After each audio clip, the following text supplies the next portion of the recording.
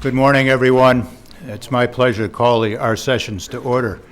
My name is Bob Rawson. It's my privilege and honor to serve as the interim dean of the School of Law of Case Western Reserve University, and in that capacity to welcome everybody here.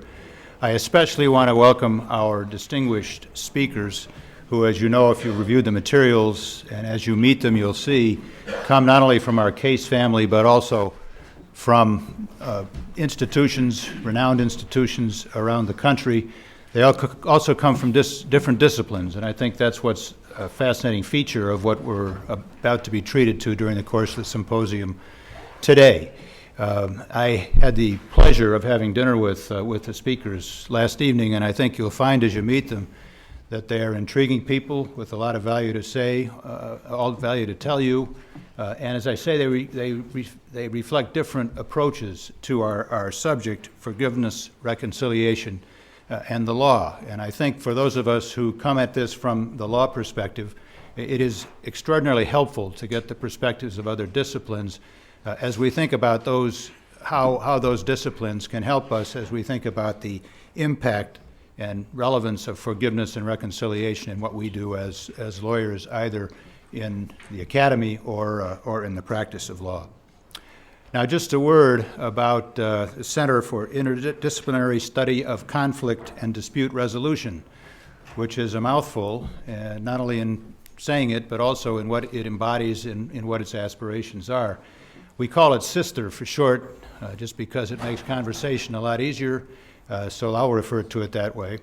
And SISTER is one of our newest centers of excellence. It's only been around for 4 years, but you wouldn't know that if you look at all that's been accomplished. As many of you would know, SISTER has been responsible for a series of extraordinary lectures during that period of time, but this is the first all-day symposium that SISTER has sponsored. So we're delighted to have you with us and join with us as we explore the subjects today. But the person who has been responsible for leading SISTER from its inception to today is Professor Calvin Sharpe. Professor Sharpe, whom many of you would know because Calvin is everywhere within the disciplines, has done an extraordinary job setting up this center. But in addition to that, he is the John Deaver Drinko Baker and Hostetler Professor of Law here at the law school, a very esteemed and valued colleague, very active both in terms of his scholarship, but also in terms of his citizenship within the School of Law. So it gives me great pleasure to now turn the proceedings over to Professor Calvin Sharpe, who will introduce both the subject and those who will be speaking about it. Calvin.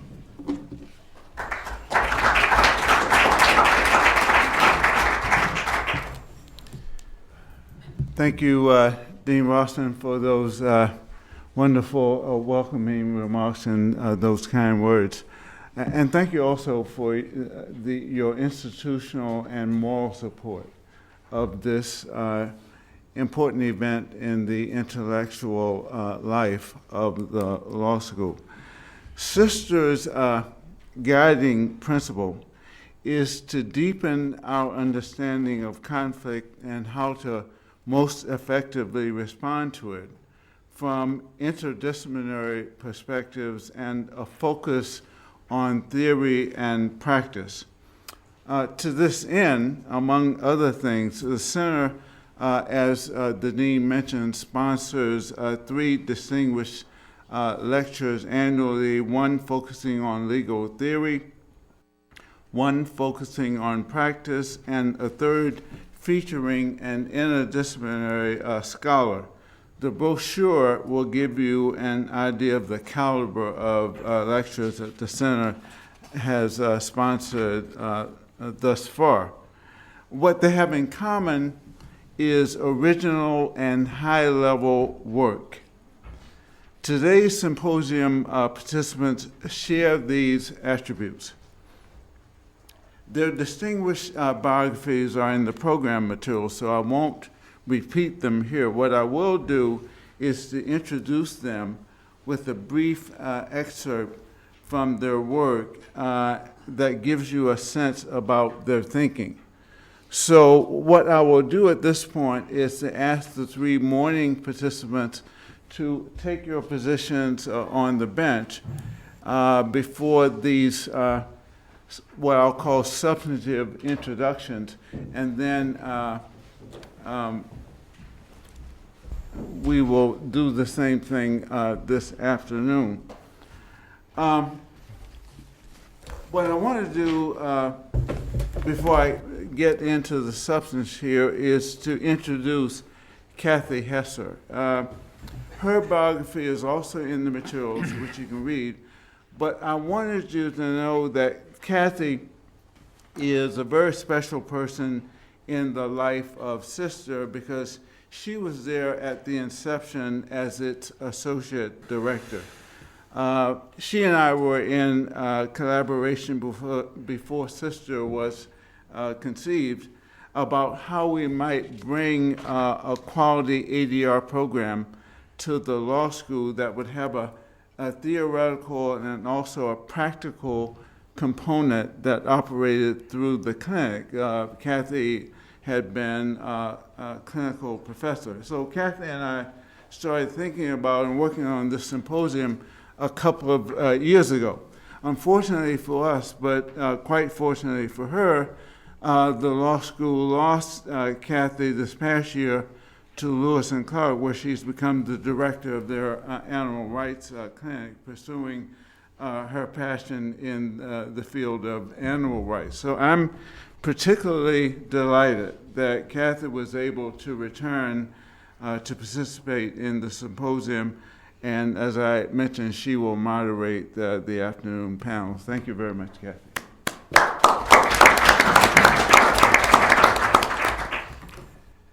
So, as I mentioned, I will introduce each of the panelists and the luncheon keynote speaker through excerpts of their work, starting with Charles Griswold. In a discussion between himself and Father William Menninger about forgiveness and apology, Charles said, "I disagree with the idea of unconditional forgiveness. To my mind, that view collapses forgiveness into either excuse or condemnation, precisely because it demands nothing of the offender, while neither of the two texts espousing unconditional forgiveness deploy the metaphor of gift-giving to characterize the unilateral forgiveness bestowed by the victim on the offender, given that the metaphor seems so natural a way to express the unilateral waiving of the debt, as well as the one-sided way in which the wrongdoer is released from the victim's vengeful anger. It is worth noting that the metaphor does not perfectly cohere with the view that forgiveness is unilateral, for gifts, too, come with expectations of reciprocity attached." Thank you very much for that kind introduction. It's a great pleasure to be here.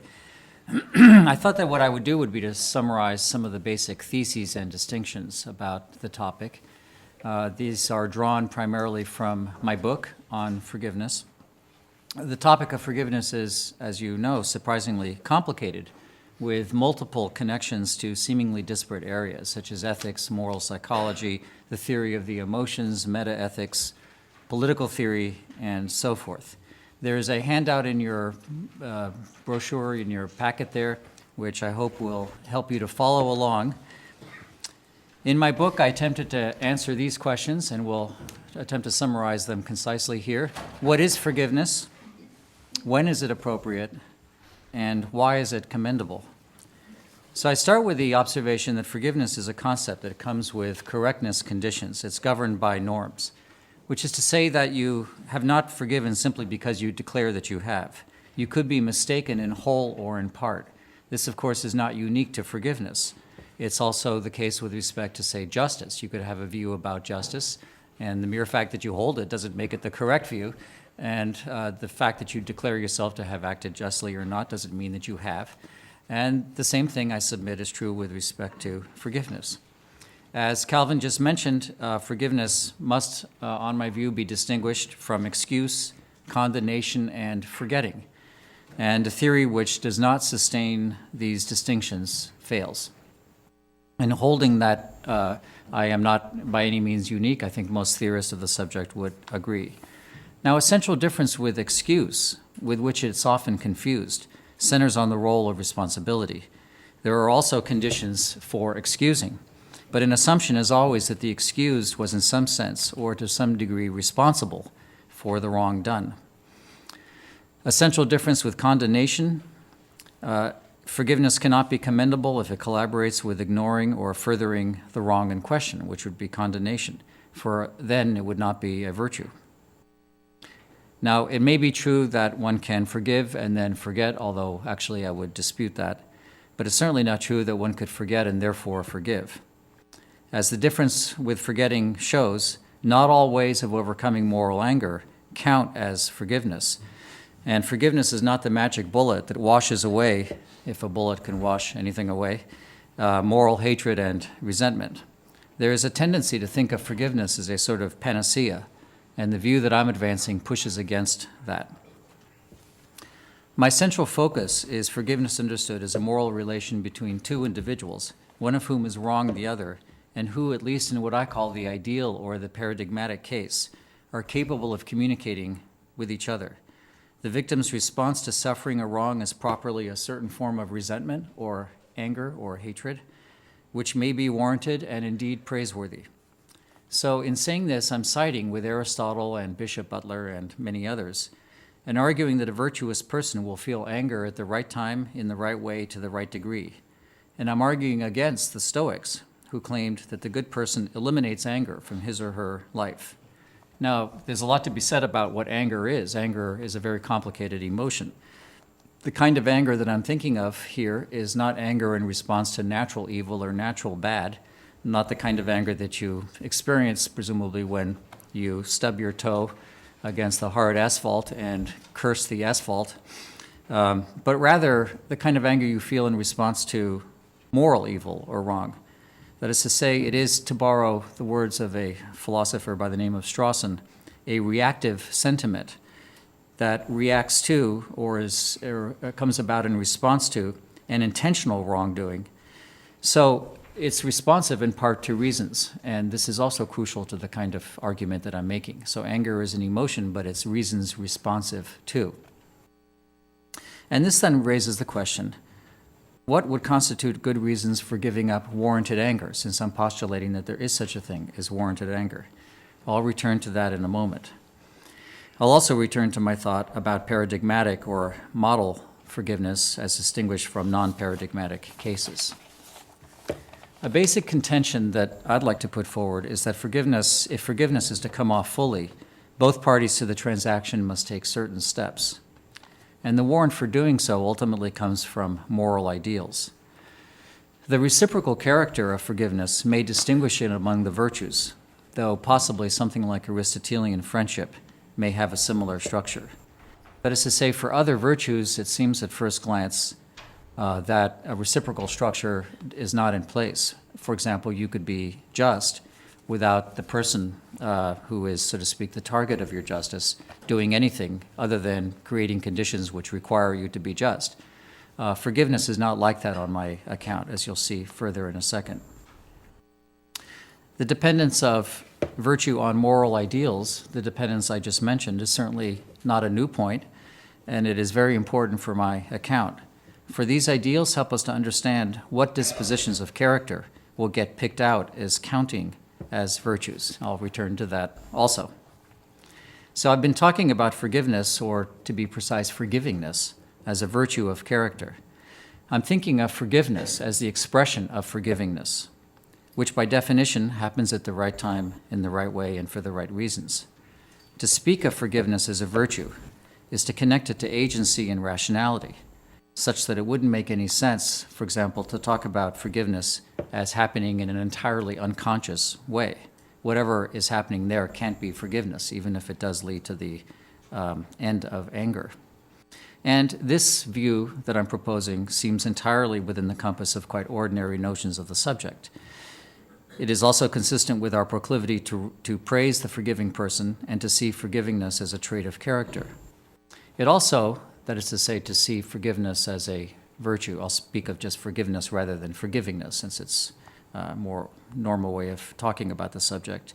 It also illuminates its deontic character, because forgiveness is the right thing to do under the right circumstances, but not something that you must do, in the sense that it's not something that anyone has a right to force you to do. And that kind of structure is found in other virtues too, such as gratitude. So we would blame you for not being grateful under the right conditions, but we wouldn't claim that you must be in the sense that I just mentioned. Now, the model case of forgiveness should be distinguished from 5 non-paradigmatic cases that lack one or more of its features. And I take these to be modulations of the model case. In each non-paradigmatic case, special problems arise due to the absence of one of the features of forgiveness. These non-paradigmatic cases are lacking or imperfect relative to the paradigm, in the sense that were it possible for all of the conditions pertaining to the paradigm to be fulfilled, we would wish for them to be so. And the 5 that I distinguished, which are on your handout, are, under number 5, are forgiving wrongs done to others, commonly referred to as third-party forgiveness, forgiving the dead and the unrepentant, self-forgiveness, God's forgiveness, and perhaps even forgiving God. Now, the last 2 are not my concern in the book, as the context of my analysis is entirely secular. I do acknowledge that there is a fascinating set of issues to be explored about the relationship between secular and religious views, and indeed between different religious views, and in fact not just that, but also within religious views. I strongly suspect, although I'm not a scholar of the subject, that the Christian view, for example, actually has a very interesting history, and that what we think of as Christian forgiveness today may actually be a quite recent development in the history of Christian thought of the subject. There are also pagan views which are not atheistic or irreligious, but are not exactly religious in the normal sense in which we think about them. And there's, I think, an extremely interesting investigation to be had about the role of forgiveness in, say, ancient Greece and Rome.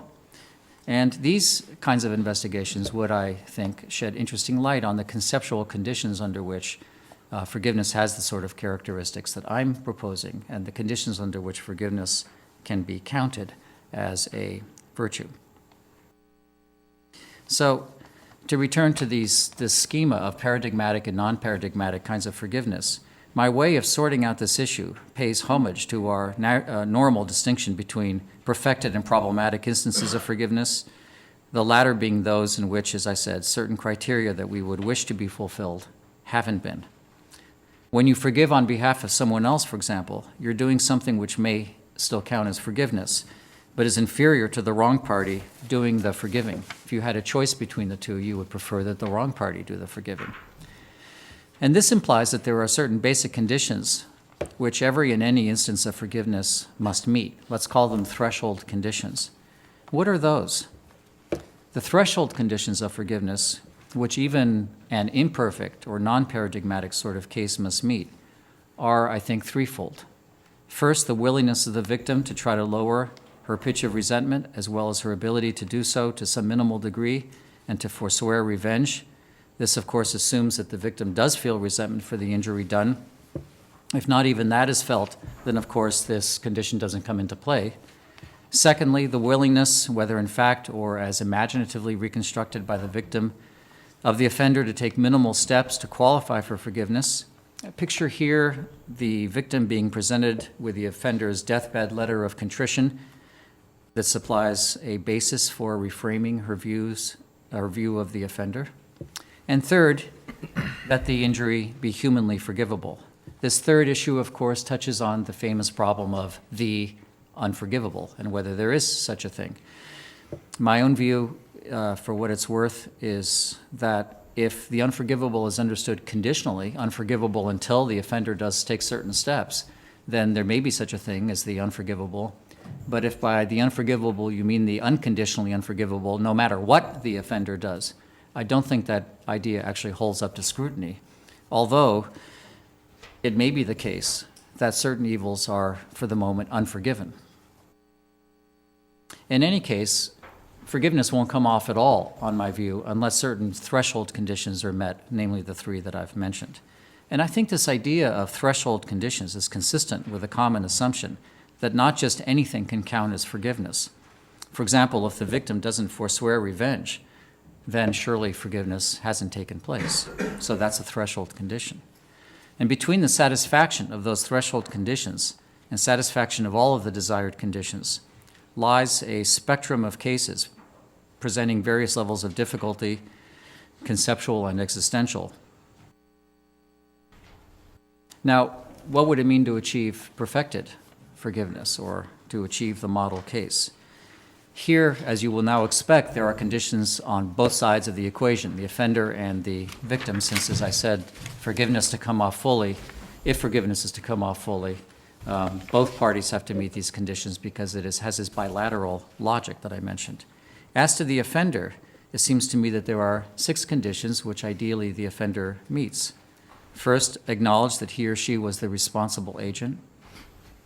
Secondly, repudiate one's deeds by acknowledging their wrongness and oneself as their author. Third, express regret to the injured at having caused this particular injury. Fourth, commit to becoming the sort of person who does not inflict injury, a commitment to be shown through deeds as well as words. Fifth, show that one understands from the injured person's perspective the damage done by the injury, and this would require something like sympathy in this sense analyzed by Adam Smith. Sixth, offer a narrative accounting for how one came to do wrong, how that wrongdoing does not express the totality of one's person, and how one is becoming worthy of approbation. What must the injured party do if forgiveness is to come off? Well, first and most obviously, as I've already mentioned, forswear revenge. But secondly, moderate resentment. And third, commit to letting go of any lingering resentment. Fourth, the victim should, if forgiveness is to come off perfectly, re-envision the wrongdoer, and this is referred to in the literature often as reframing. And fifth, reframe one's view of oneself so as not to see oneself just as the victim or to identify oneself primarily as victim.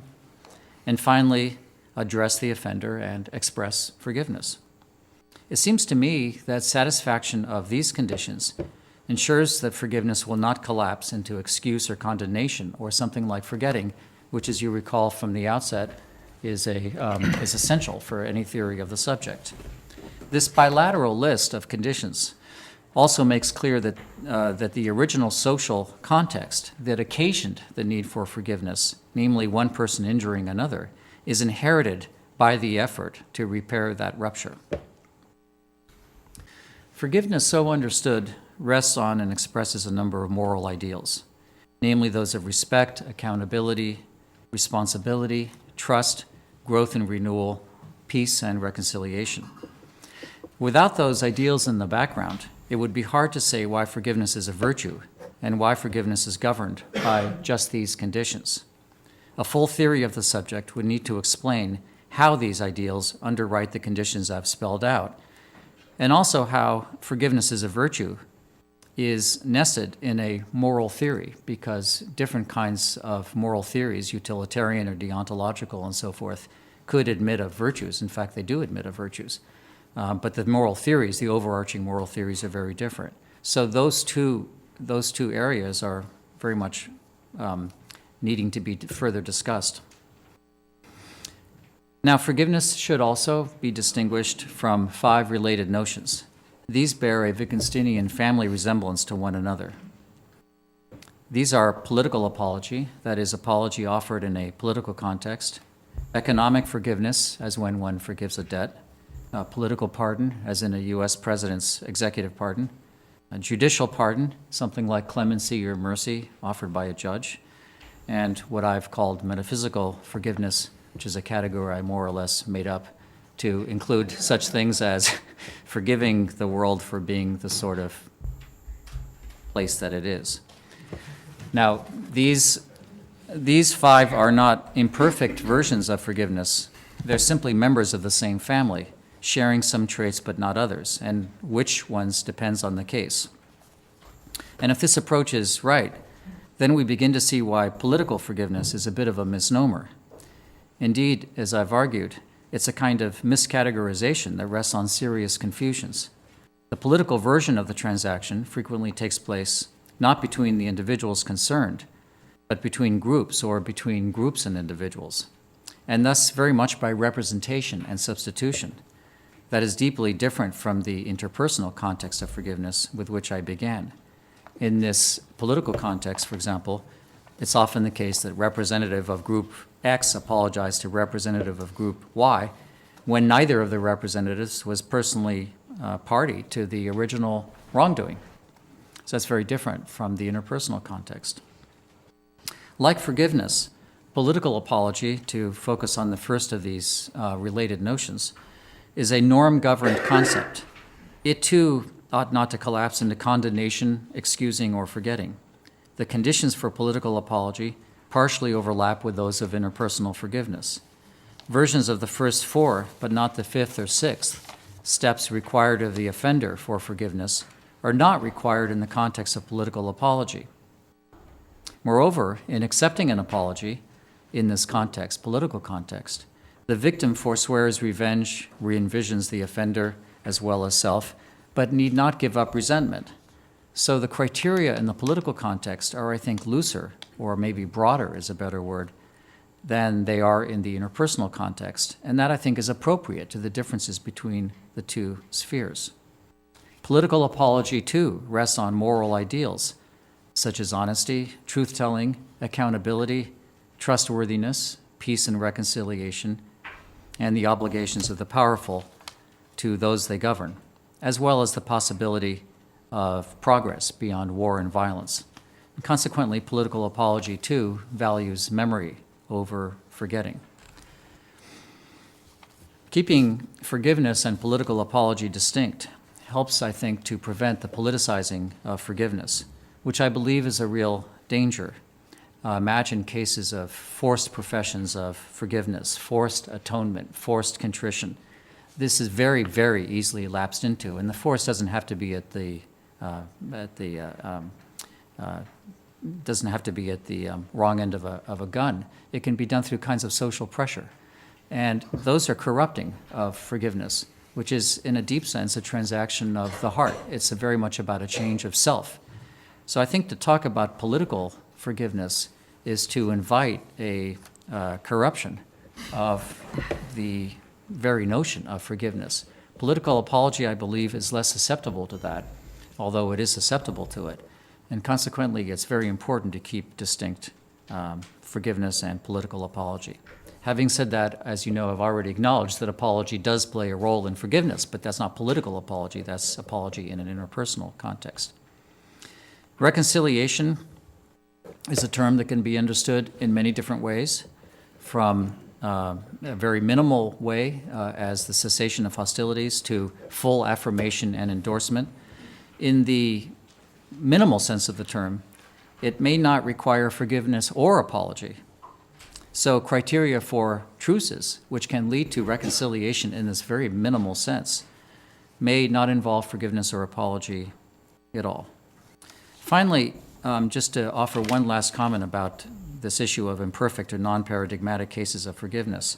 These cases are, I think, deeply interesting and also complicated. One of the cases of imperfect forgiveness that I mentioned was self-forgiveness. And there are not only interesting metaphysical problems here about the identity of the self, but there are very interesting problems about what it would really mean to forgive yourself for harms not that you've done to others, since you may need to forgive yourself for harms done to others, but forgive yourself for harms that you have done to yourself. So the logic gets quite convoluted and complicated in such cases, which is one of the reasons why I see self-forgiveness, among others, as an instance of imperfect or non-paradigmatic forgiveness.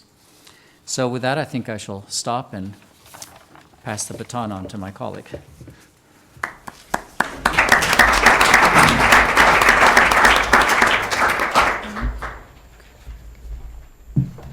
Thank you very much, Charles. What we're going to do is to keep going and do Julie and Nick, and then we'll open it up for what I'm sure will be a rich discussion, not only among the panelists, but among the members of the audience as well. So the next introduction via excerpt is of Julie Exline in a review of the social psychological literature on the interface between forgiveness and justice. Julie said the following: forgiveness can bring both benefits and risk for forgivers. By choosing to forgive, individuals can set aside potentially destructive feelings such as bitterness and hatred. Yet some have argued that principal feelings of resentment can be beneficial. In fact, it might actually be dangerous or morally remiss to set them aside. Expressions of forgiveness, although often facilitating reconciliation, might also create risk for offended parties. When considering how forgiveness unfolds for victims, the motivations underlying forgiveness decisions become important. Do people forgive to release themselves from discomfort, or do their decisions reflect more principled motives? Are such distinctions about motives important in terms of predicting outcomes for forgivers or offenders? These challenging questions merit further attention. And I'm doing a PowerPoint, so I'm assuming I'm going up here to do this. Sure.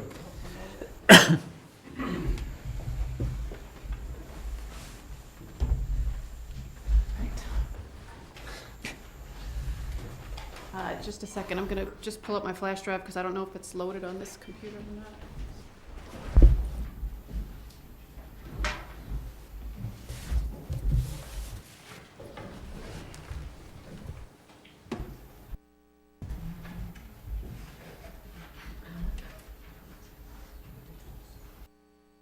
My understanding was that it was, but I don't see it there on the desk.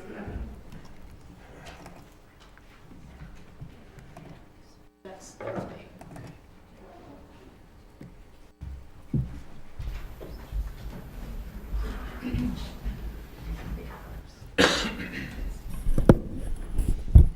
Okay, can you all hear me okay? All right, so my field is psychology. Actually, my degree's in clinical psychology, but a lot of my research has been more social, but my work is on the interface between the two.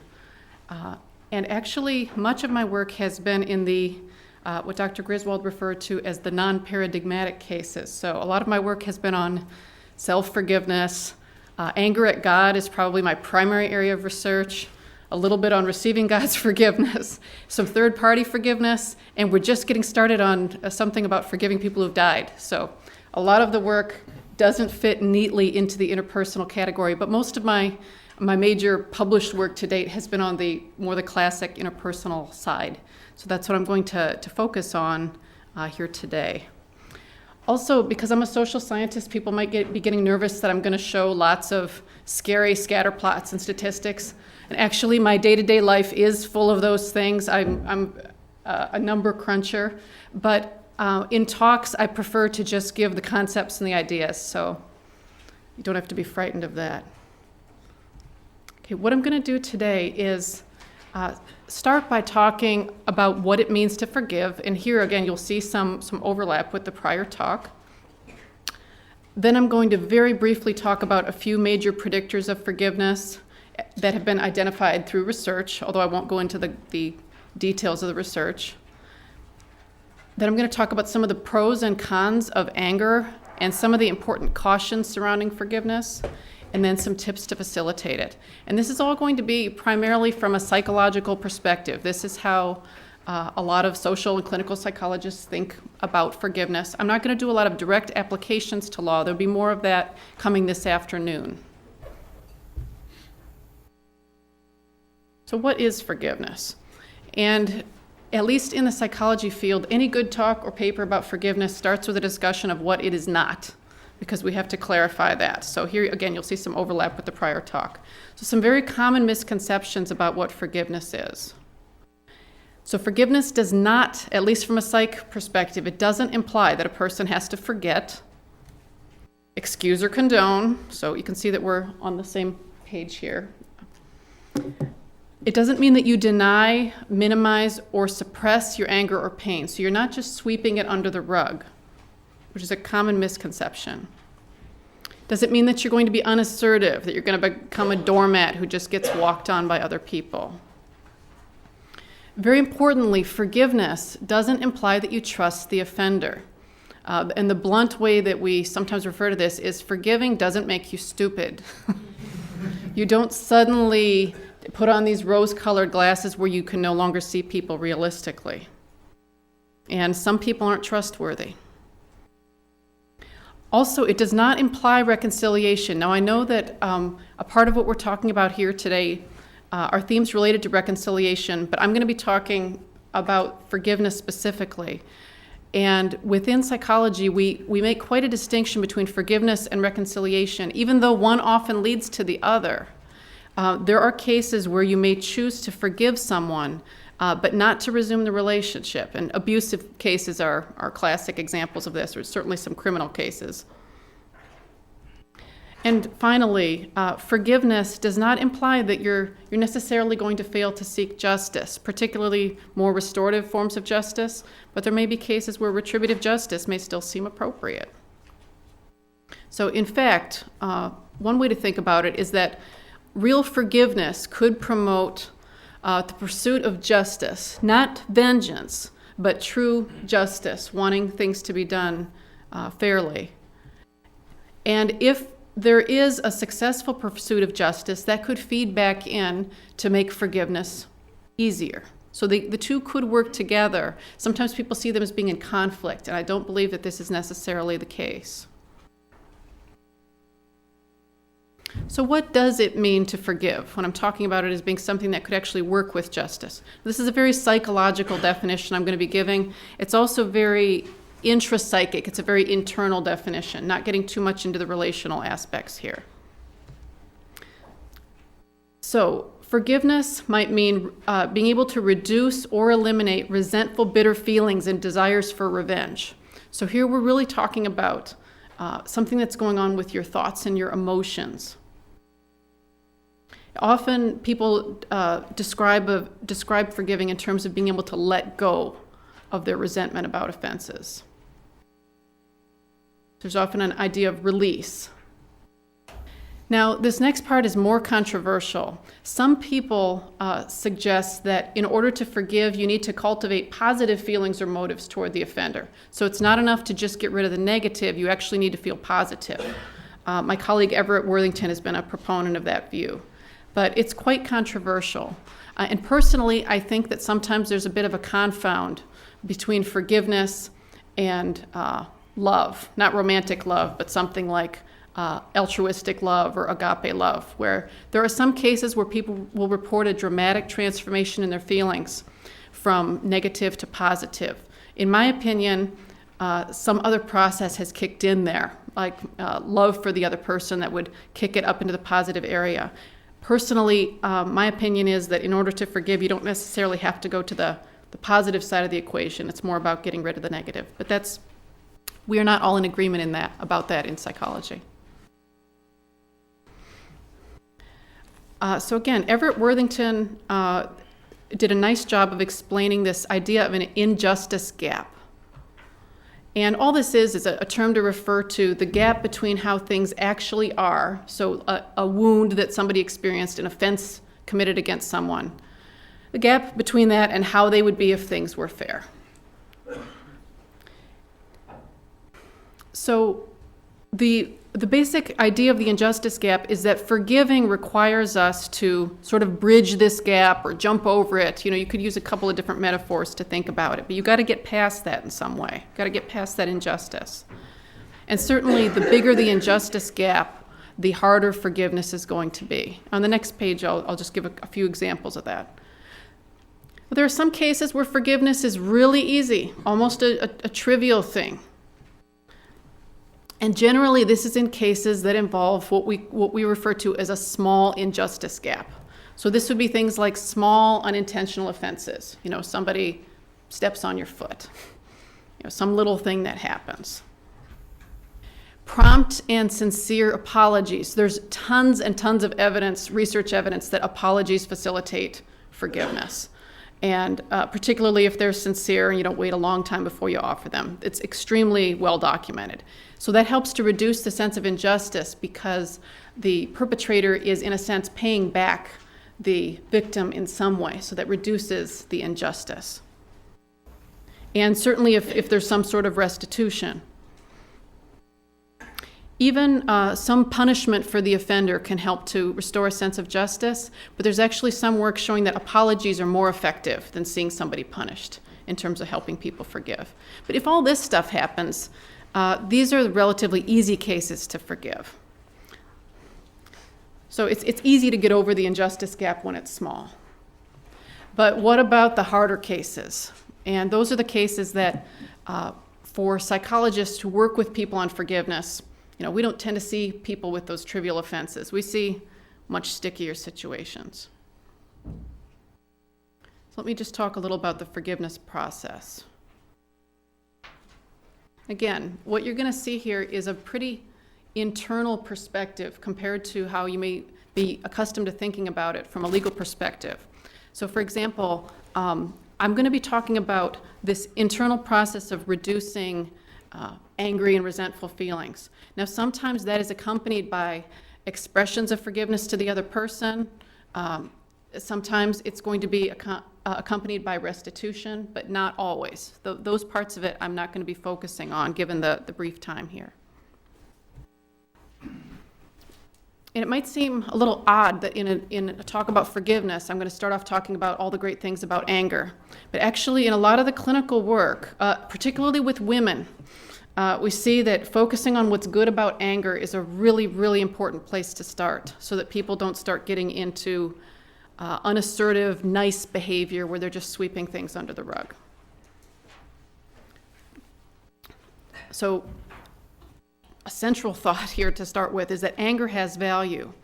It's an indicator of what's important to people. People get angry about things that matter to them. I mean, although there are the exceptions of like the stubbing the toe, but the more serious, prolonged anger that people experience is usually a signal of what your deepest values are, what your goals are, what it is that you want.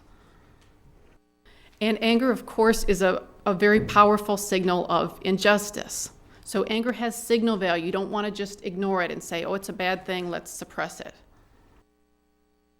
Anger can also energize people, and it makes people feel strong and safe. So a lot of times, there is an underlying feeling of being wounded or damaged or very vulnerable. And it often feels a lot safer for people to be angry than it does to acknowledge the more vulnerable feelings underneath, feelings like hurt. And with anger, you can feel strong and you can feel like you're in the right. And there's something to be said for that in some situations. So even if forgiveness is a good thing, this does not imply that anger is a bad thing. And most clinicians focusing on this would say, before trying to forgive, it's really important to be able to acknowledge the anger and perhaps even validate it and the reasons behind it. Because people often have good reasons for being angry. The problems seem to occur, at least, again, from a psychological perspective, the problems don't come up with that initial flash of anger unless you behave really aggressively or do something destructive in the moment. Usually the problems occur more when anger settles in for a longer stay. So anger can become an oppressive burden where it feels like something that somebody is just dragging around. Angry rumination, which is a key part of unforgiveness, where it's like your mind is in this spin cycle and you just go over and over and over and over and you keep getting more and more angry. That's a torment. We often think of it as a spin cycle or like a broken record where you just can't get your mind off the offense. And this is something very commonly happens in cases of offense. People will often talk about anger as something that is initially energizing but then turns to bitterness after time, where it used to energize you, but then it becomes like a poison. There's a kind of a famous saying, unforgiveness is a poison that we give ourselves to drink. Often we're the ones being harmed by our unforgiveness, and we're the ones getting eaten up by the bitterness, but yet we think we're doing it to get the other person, but often it's just all inside. Certainly, anger that doesn't get resolved can lead to escalations of conflict, interpersonal or intergroup, and hatred toward other people or groups. Spiritual struggles as well. If people feel that forgiving is the morally appropriate thing to do, and they find themselves unwilling to do it or perhaps unable, this could lead to struggles in terms of, say, a person's perceived relationship with God or their religious group. And finally, there can be physical health problems from the stress of prolonged anger. So there's good research suggesting that people who are chronically angry tend to suffer problems both in their cardiovascular systems, their immune systems, and it increases the risk of early mortality. So basically, it reaches a point where the anger drags people down. It used to be something that kept them feeling strong and like they could fight, and now it starts to drag down. So what I'm going to talk about now are just a few steps that psychologists might recommend going through. This is assuming that you do have a case where you have looked at the anger and aren't quite sure if you want to forgive or not. We wouldn't recommend with jumping in with forgiveness. We would say, let's sort through those painful emotions and see what you come up with. Okay, so look at it. What was the real offense here? And what might be a distortion or an overreaction?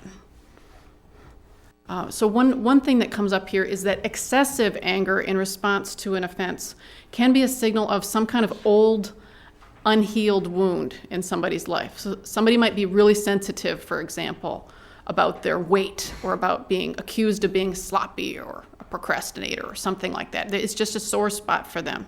So it doesn't take much for somebody else to kind of trip over that and end up with an explosion of anger from a person where it seems kind of out of proportion. Another area where you'll see kind of overreactions of anger and hatred, it's not listed actually on the PowerPoint.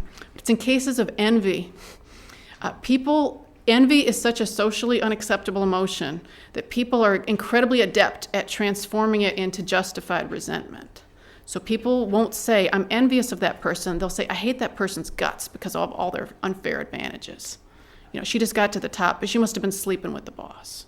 You know, people are very quick to find ways to justify the strong negative feelings that are really rooted in envy. So that's another example. But a lot of times you really have to sort through this and think, what am I really mad about? And is this something that's justified?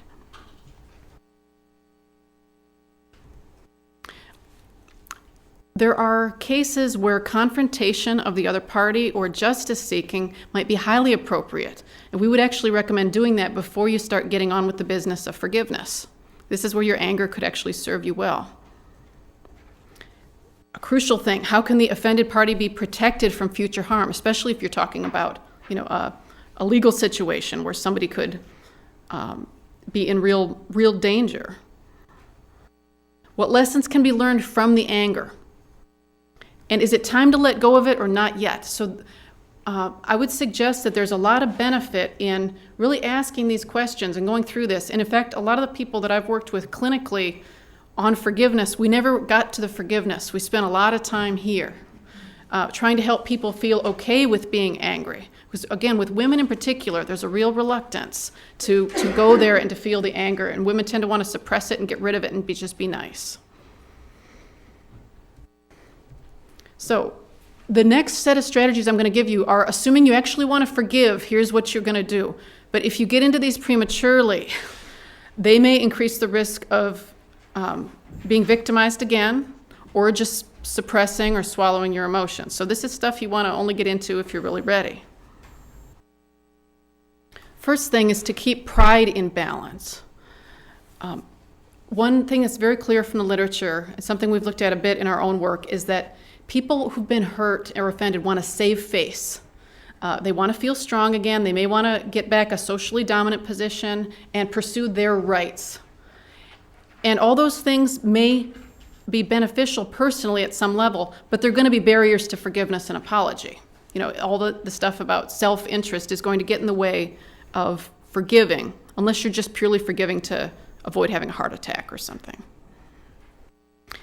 There's a quality called narcissistic entitlement that we kind of beat to death in a 6-study paper in Journal of Personality and Social Psych a few years ago, making it very clear that this impedes forgiveness. Narcissistic entitlement is a quality of people who think that they're special and they're better than other people and the rules don't apply to them. And I'm sure none of you have ever met anyone like this, and you've never had any students like this in your classes or anything like that. Definitely something that gets in the way of forgiveness. Like I said, we really beat that one to death. It's quite clear that it impedes forgiveness. So pride gets in the way. But at the same time, healthy self-respect is a good thing. So you don't want to be telling people to just start feeling lousy about themselves. So to avoid these extremes of arrogance on the one hand and unassertiveness on the other, we would suggest cultivating an attitude of self-compassion. My colleague Kristen Neff has done some great work on this, or humility, which is basically being able to look at your strengths and weaknesses in an even-handed way and not overreact to them, and to see the good and bad aspects of human nature and how you're connected to other people through these things. Also being able to look at all human beings as having limitations, that we all do things that hurt others, can be helpful. Take a little more universal view. And along with that come some of these other ideas about broadening your perspective. When people have been hurt, they tend to get kind of a tunnel vision. You get into that rumination, this person hurt me, I can't believe they did this, I can't believe they did this, I didn't deserve this. Being able to open up your mind can help with the forgiving. So one thing that's been well documented, many studies, is that being able to empathize or see the situation from the other person's point of view tends to reduce anger. There's also a technique we looked at in another 7-study paper, so we beat this one to death pretty well too. We call the personal capability technique. And this is just that if people can imagine or recall a time when they did something similar, they're going to be more forgiving. Now, obviously, if somebody's been raped or had a family member murdered or something, they may not be able to reach inside themselves and imagine themselves ever doing something like that. So there are boundary conditions on this. With a lot of everyday offenses, it can be pretty effective to think, I've done things like this. And this seems to be particularly helpful for men, these types of empathy exercises. Also, it's important to be able to warm up your attitudes toward the offender somehow. So the ones I just described were like humbling strategies, not letting pride get in the way. And then the empathizing strategies tend to kind of shrink the size of the offense. So they help to shrink the injustice in your mind. Then there's warming up your attitudes toward the offender is another helpful technique. Now, something you could do with just about anyone, depending on your view of human nature, would be to reflect on the offender's inherent value and dignity as a member of the human race. So try to foster a sense of connection. We're all human beings. Human beings make mistakes. There's research showing that this type of thinking, even if you're just asked to do it as part of an experiment, can help you to forgive. Now, in some relationships, you can also reflect on positive qualities or good past experiences with the other person. This would work very well in a marriage, for example. But those types of techniques might not work if the offender is a stranger or an archenemy, as you might often run into in, say, a criminal legal situation. And finally, in many cases of forgiveness, people talk about a conscious act of letting go. This doesn't always happen. Sometimes people just wake up one day and say, I don't hate my father anymore. But often there's a conscious act of letting go of those cold, bitter, vengeful feelings. And sometimes imagery can really help people to do this. Now, this might sound corny, but it does seem to help for some people. So people might picture themselves like breaking free from the chains that are binding them, of this anger, setting down this burden they've been carrying around, or maybe releasing the problem to a higher power like God or the universe. But even if you do all of this, a very common pattern is that people will forgive and then find that their anger flares up again. So they say, I thought that I forgave that person. What happened? Well, when this happens, simply repeat the process. And it should become gradually easier with time. People often, again, clinically talk about forgiveness more like a spiral, where it's really hard and your anger level's very hard the first time through, very high. And then the second time through, you might get angry, but it's not quite as much as before. And then not quite as much as before, but often you have to go over the same ground multiple times. So a quick summary. Anger is a natural response to injustice, especially when that injustice gap is large. It might be a very justifiable response, but the prolonged grudge holding can be harmful, psychologically, emotionally, socially, spiritually. And if forgiveness is the definite goal, those humbling, shrinking, and warming strategies that I talked about might help to facilitate it. And finally, forgiveness is often a process rather than a one-time event. Okay, so that's my very quick look at a psychological perspective on the internal process of forgiveness. And I'm also happy to talk to people more later about anger at God or this other stuff if you're interested. Thank you.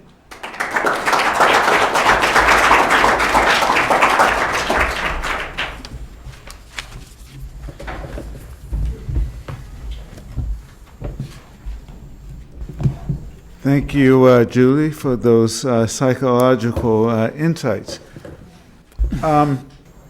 And now to Nick Smith, who actually wrote the book on apology. In a commentary on apologies in criminal law, Nick said, if religion and its practices of repentance once provided the backdrop that framed our understandings of apologies, law increasingly plays that role in modern life. Apologies in both civil and criminal law pull in opposite directions. On the one hand, certain kinds of apologies admit guilt, whether in criminal hearings, corporate settlement negotiations, or malpractice litigation. Admitting guilt is often equivalent to accepting complete defeat. Providing what I describe as a categorical apology can amount to legal suicide within an adversarial justice system.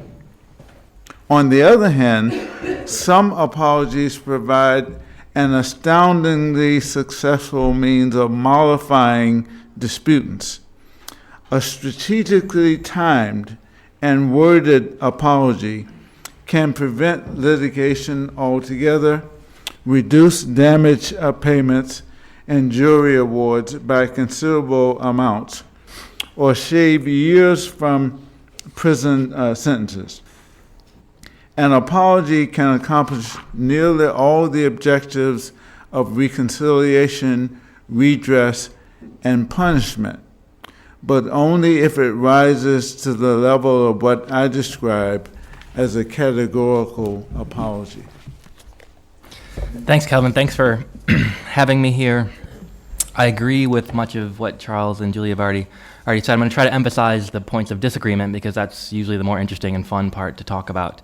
There is the same handout that Charles's information was on, mine is on as well. I'm not going to get through all of it, but I'll talk for about 20 minutes about generally what I'm up to, how I conceptualize apologies, and how I imagine in one case that framework would apply to criminal law. I published a book on apologies titled I Was Wrong about a year ago, which lays out the framework for moral meaning of apologies, and I'm working right now on the follow-up to that book, which applies that framework for apologetic meaning to various kinds of cases in law, criminal law, civil law, international law. If you look at letter B on this handout, what that is sort of the table of contents from that first book, so you can get a sense for the sorts of things that I'm thinking about. The first half of that book considers apologies between individuals. And what I do initially is try to lay out a framework for the sorts of meanings that I think we're typically looking for in apologies. And I find that apologies have dozens, if not hundreds, of different kinds of meanings and uses. And that I'm a philosopher by training, I have a law degree as well, but typically when folks study apologies, they operate with what I call a binary model, which means sort of typically that when people view apologies, they sort of tend to apply a yes or no test. Either I have or have not received an apology. I find that to be terribly distorting and actually ends up being abusive in many cases. What I prefer to do, instead of just evaluating, is this an apology or not, or is this a successful apology or not, is try to parse all the different sorts of ways that apologies have meaning, such that in any given case we can identify what kinds of meaning we're looking for in any given with any given injury. It is immensely complicated in terms of the moral criteria and the social contexts in which our conceptions of what a good apology is arise. I think these are very long traditions. Right now we're sort of thinking, many of us are operating with secular notions of apologies. These, I think, are indisputably derived from ancient religious traditions that have evolved over time.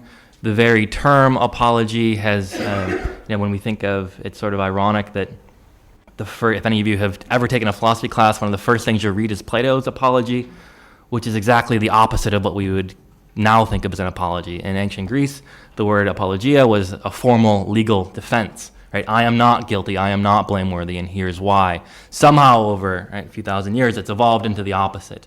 It's a complex cultural soup, and I'm trying to tease out the kinds of meaning that are at stake. And I will spend most of my time talking about what sorts of things are in play for me. But I wanted to walk through the other ways that I'm thinking about apology in the chapters of that book, in addition to thinking about the meanings of apology and what I call the elements of a categorical apology. A categorical apology is my term for apologies that rise to sort of the highest bar, what we might think of as a paradigmatic case or a full apology or something along those lines. I'm not particularly wedded to how we describe it, but what I'm doing is setting a bar at a certain level.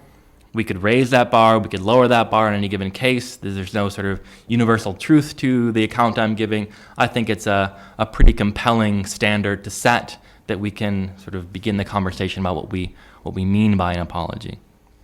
I consider the role of apologies in gender, I have a chapter on. There is lots of social scientific research that seems to claim that women apologize more than men. I find that, unfortunately, even though intuitively that seems right to me, the social science is completely unconvincing. I find because most of the social scientific studies don't have a very clear sense for the conceptual framework for what an apology actually is, and they tend to sort of read transcripts, etc., and find that women say the word sorry more than men. So even if I'm saying I'm sorry you're such an idiot, that counts as an apology. So I'd like to see more social scientific studies that actually take a more rigorous conceptual framework into account, because I think there's a lot to be said about apologies in gender. I'm just not convinced by the work of Deborah Tannen and people like that it's giving a very convincing account. I consider the role of apologies in various cultural and religious traditions. The notion, that word apology has quite different resonances in different cultures, in different religious traditions. I think it would be a terrible mistake to try to isolate apologies as some sort of acontextual metaphysical thing. It is sort of born out of all sorts of different kinds of traditions that disagree. Even within the Christian tradition, there are all sorts of competing, as Charles was talking about earlier, competing conceptions of what apologies and forgiveness mean within that tradition, all of which are important, contested, but it's a sort of a complex cultural soup. For example, in Japanese culture, the idea of an apology would look oftentimes very different from what we would consider an apology, because there's this tradition of thinking of apologies and gratitude along a spectrum, such that if you were to if it was an occasion of celebration, my birthday or something, and you were to give me a nice gift, I might apologize to you for giving me a gift because I'm thinking that, in a way, I've put you out, right? I'm inconveniencing you, so I'm sorry that I've required you to give me such a nice gift, right? So an apology would be an appropriate expression of gratitude, which is in a way quite different from what many of you probably have in your mind an apology is. And I think being insensitive to those cultural nuances can make quite a mess, whether it's in personal cases of apologies or in political cases of apology. I consider unusual cases. I have a whole chapter devoted to apologizing to animals, infants, machines. You apologize to your laptop when you drop it or something. Apologizing to the dead and apologizing to yourself. My conclusions in all those cases are that it makes good sense to apologize to all sorts of things. It may not rise to the level of a categorical apology, but there is a place for getting certain kinds of meanings out of apologies in these what people might call non-paradigmatic cases that can be quite important. I consider the relation between apologies and forgiveness. I tend to find apologies, as I've already mentioned, terribly messy and complicated. I think forgiveness is equally complicated, and the relationship between them is a magnificent mess. And if I can do nothing else, I hope to cause trouble on that front, to ask more questions and to problematize the frameworks that are out there regarding the relationship between them. I end up naming a dozen or so sorts of apologies and a typology of sort of a classification system for apologies that it helps identify the sorts of apologies that are out there and that tend to get used. The paradigmatic case is what I call a categorical apology, but there are all sorts of different kinds of apologies that are useful in different sorts of contexts. Not every apology needs to be categorical. In some cases, you can settle for something much less, much different, and it'll be just as appropriate. The second half of that book is on collective apologies. So apologies from nations, corporations, families. This is immensely complex. If you've already got sort of the complexities regarding questions of apologies between individuals, the simplest cases, once you start talking, for example, about, imagine Barack Obama apologizing for the war in Iraq. Right? The levels of complexity that would be at stake there, right? For someone, for example, that may accept no personal blame, right? He may think that he did everything right at that time, and he's apologizing for others. And it may be that, right, 51% of the U.S. population thinks that apologizing is a good idea, 49% doesn't. Thinking about how or what sorts of meanings a collective apology might convey, I spend a few hundred pages trying to sort through that. Let me talk a little bit now about the elements of a categorical apology. Keeping in mind that there are lots of different varieties of apologies, the categorical is one variety that I think of as the fullest, most morally robust, but not the only kind. And I'm not comfortable saying that if you don't rise to the level of a categorical apology, you haven't apologized. That sort of slips back into that binary language that I find distorting and unhelpful. The first thing I look for in a categorical or full apology is what I call a corroborated factual record, meaning that the apologizer tells the story of what happened in an appropriate degree of detail that identifies all the morally salient things that happened. In many cases for people, this is the most important bit of the apology, especially in cases of collective violence, collective apologies. People want to know what happened with some precision, right? So whatever is important, we want to hear the story told about, right, what did you do? Important for me is this often includes telling the story about your intentions and your mind frame at the time of the offense. What you often find in apologies that are unsuccessful or unsatisfying in various ways is people trying to claim that their wrongdoing was an accident or unintentional. So in cases of sort of the most grotesque forms of racism, people will say, it wasn't my intention to offend anyone, or if anyone happened to be offended by my amazingly racist things, it wasn't my intention.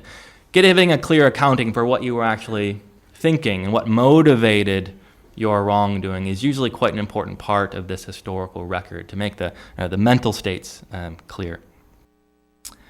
2, an acceptance of blame.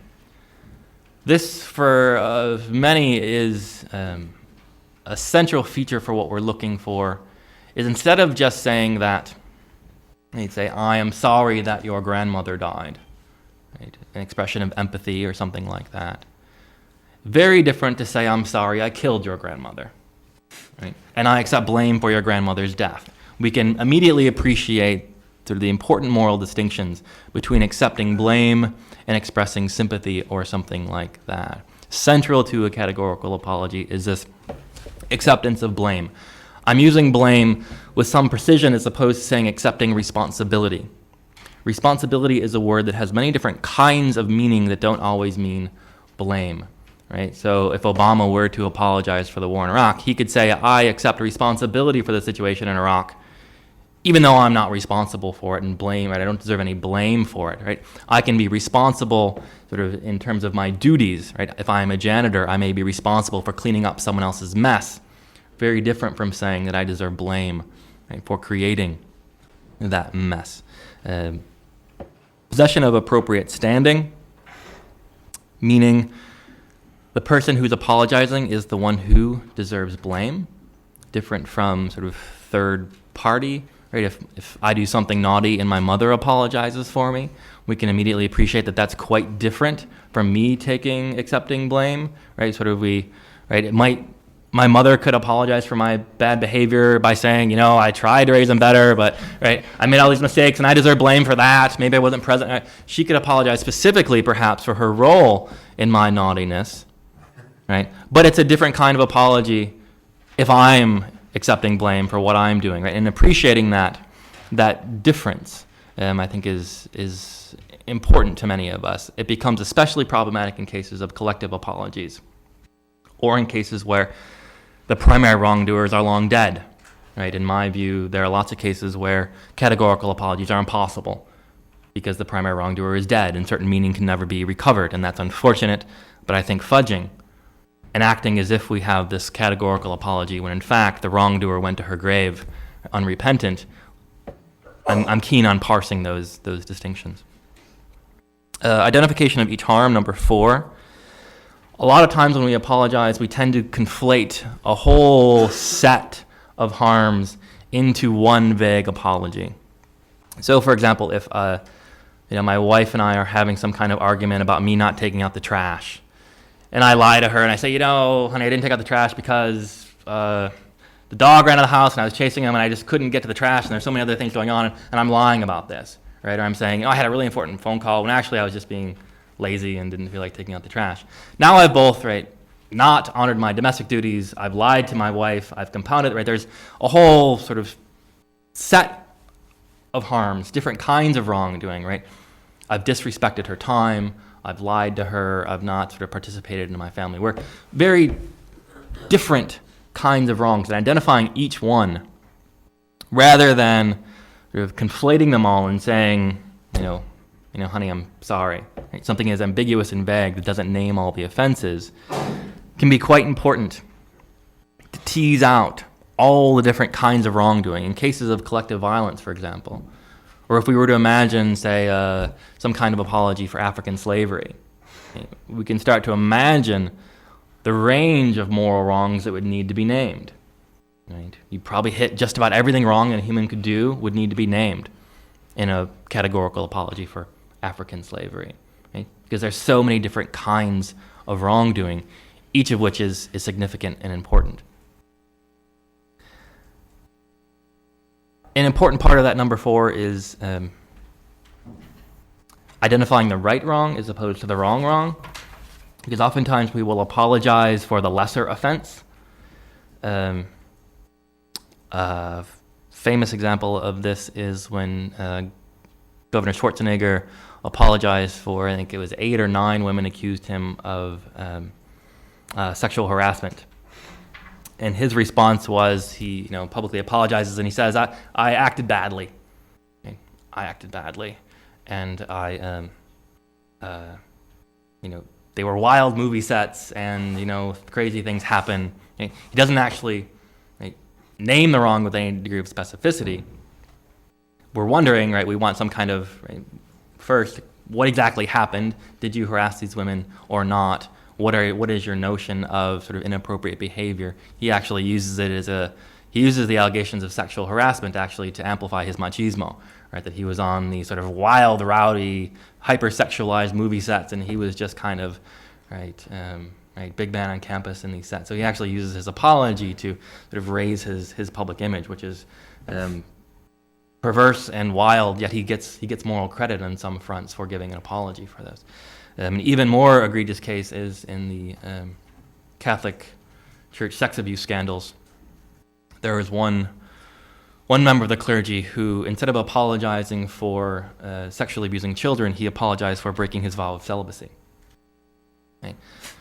And we can appreciate most of us probably don't really care very much about his vow of celibacy. We care about the fact that he was a sexual predator on children, right? Naming the wrong, naming the lesser offense, right?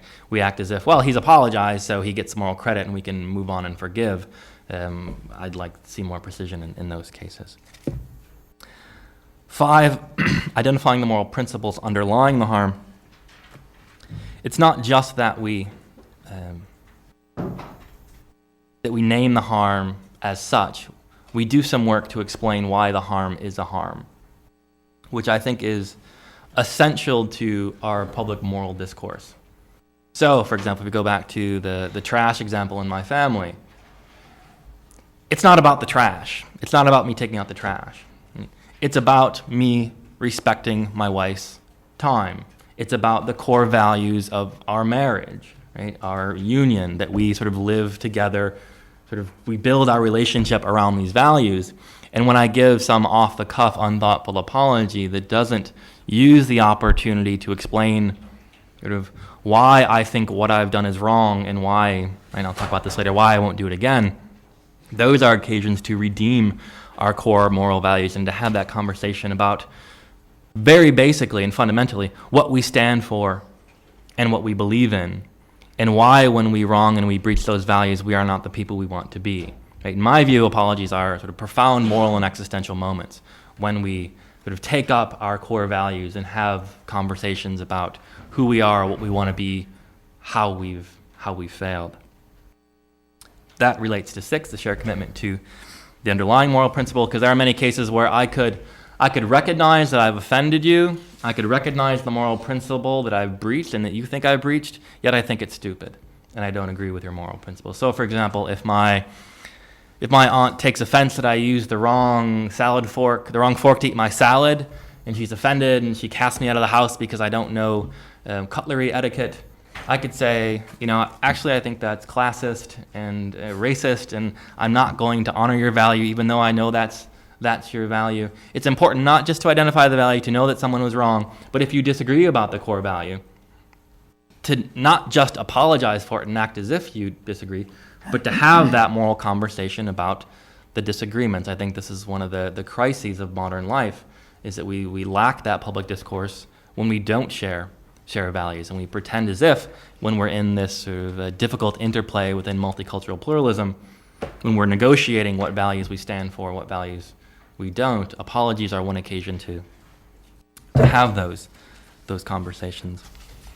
Number 7, recognition of the victim as the moral interlocutor. For some people, this will be the most important bit of an apology, when we take someone who we may have previously thought of just as a means to our end, someone who we may not have thought was worthy of treating as someone with dignity.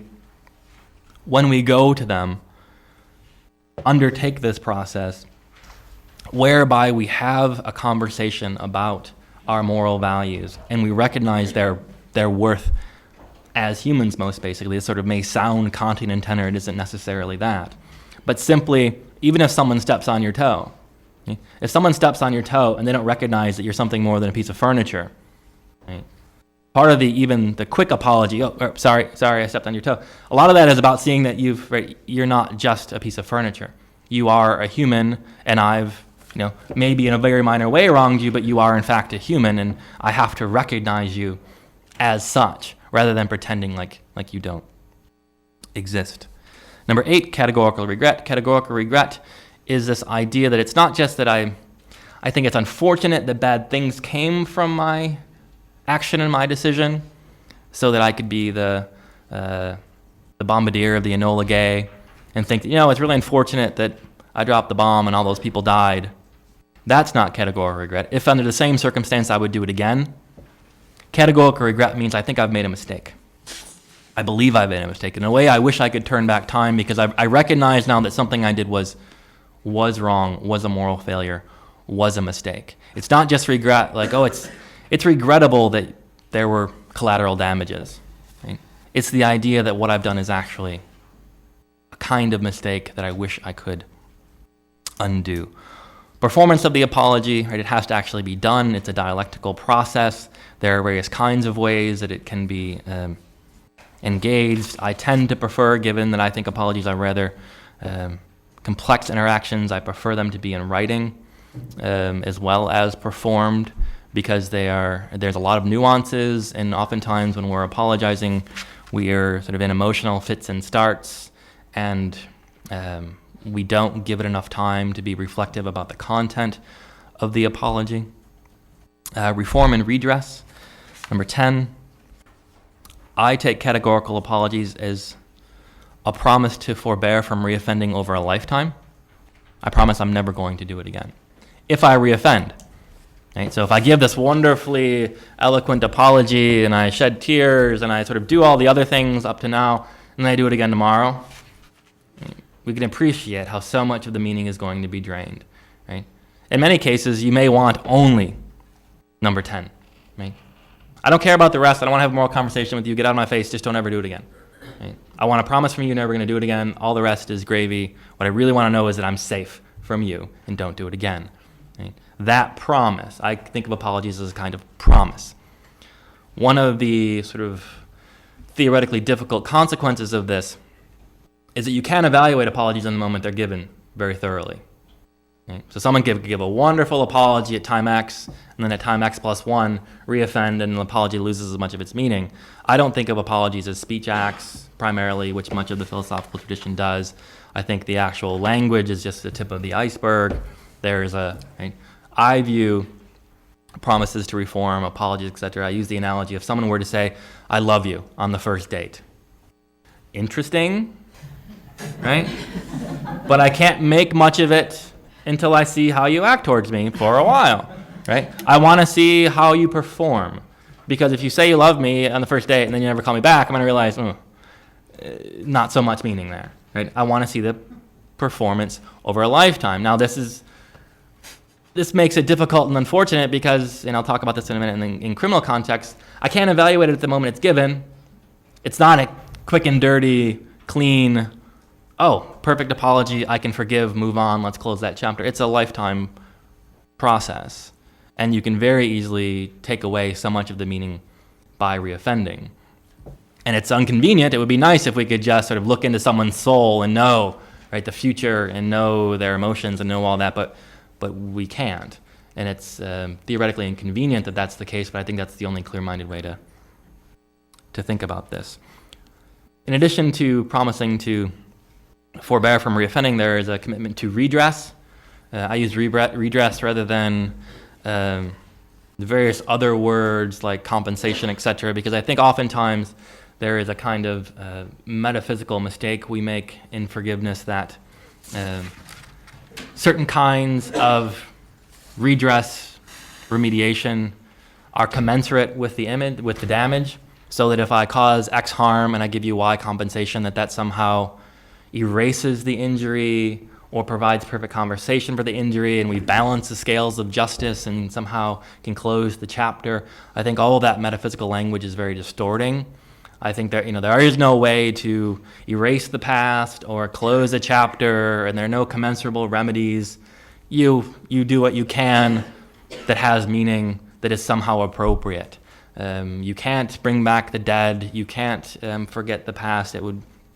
I like the idea of redress as a sort of less incommensurable term. The intentions for apologizing are important because, to me, and I think to many readers, it seems quite important why I'm apologizing.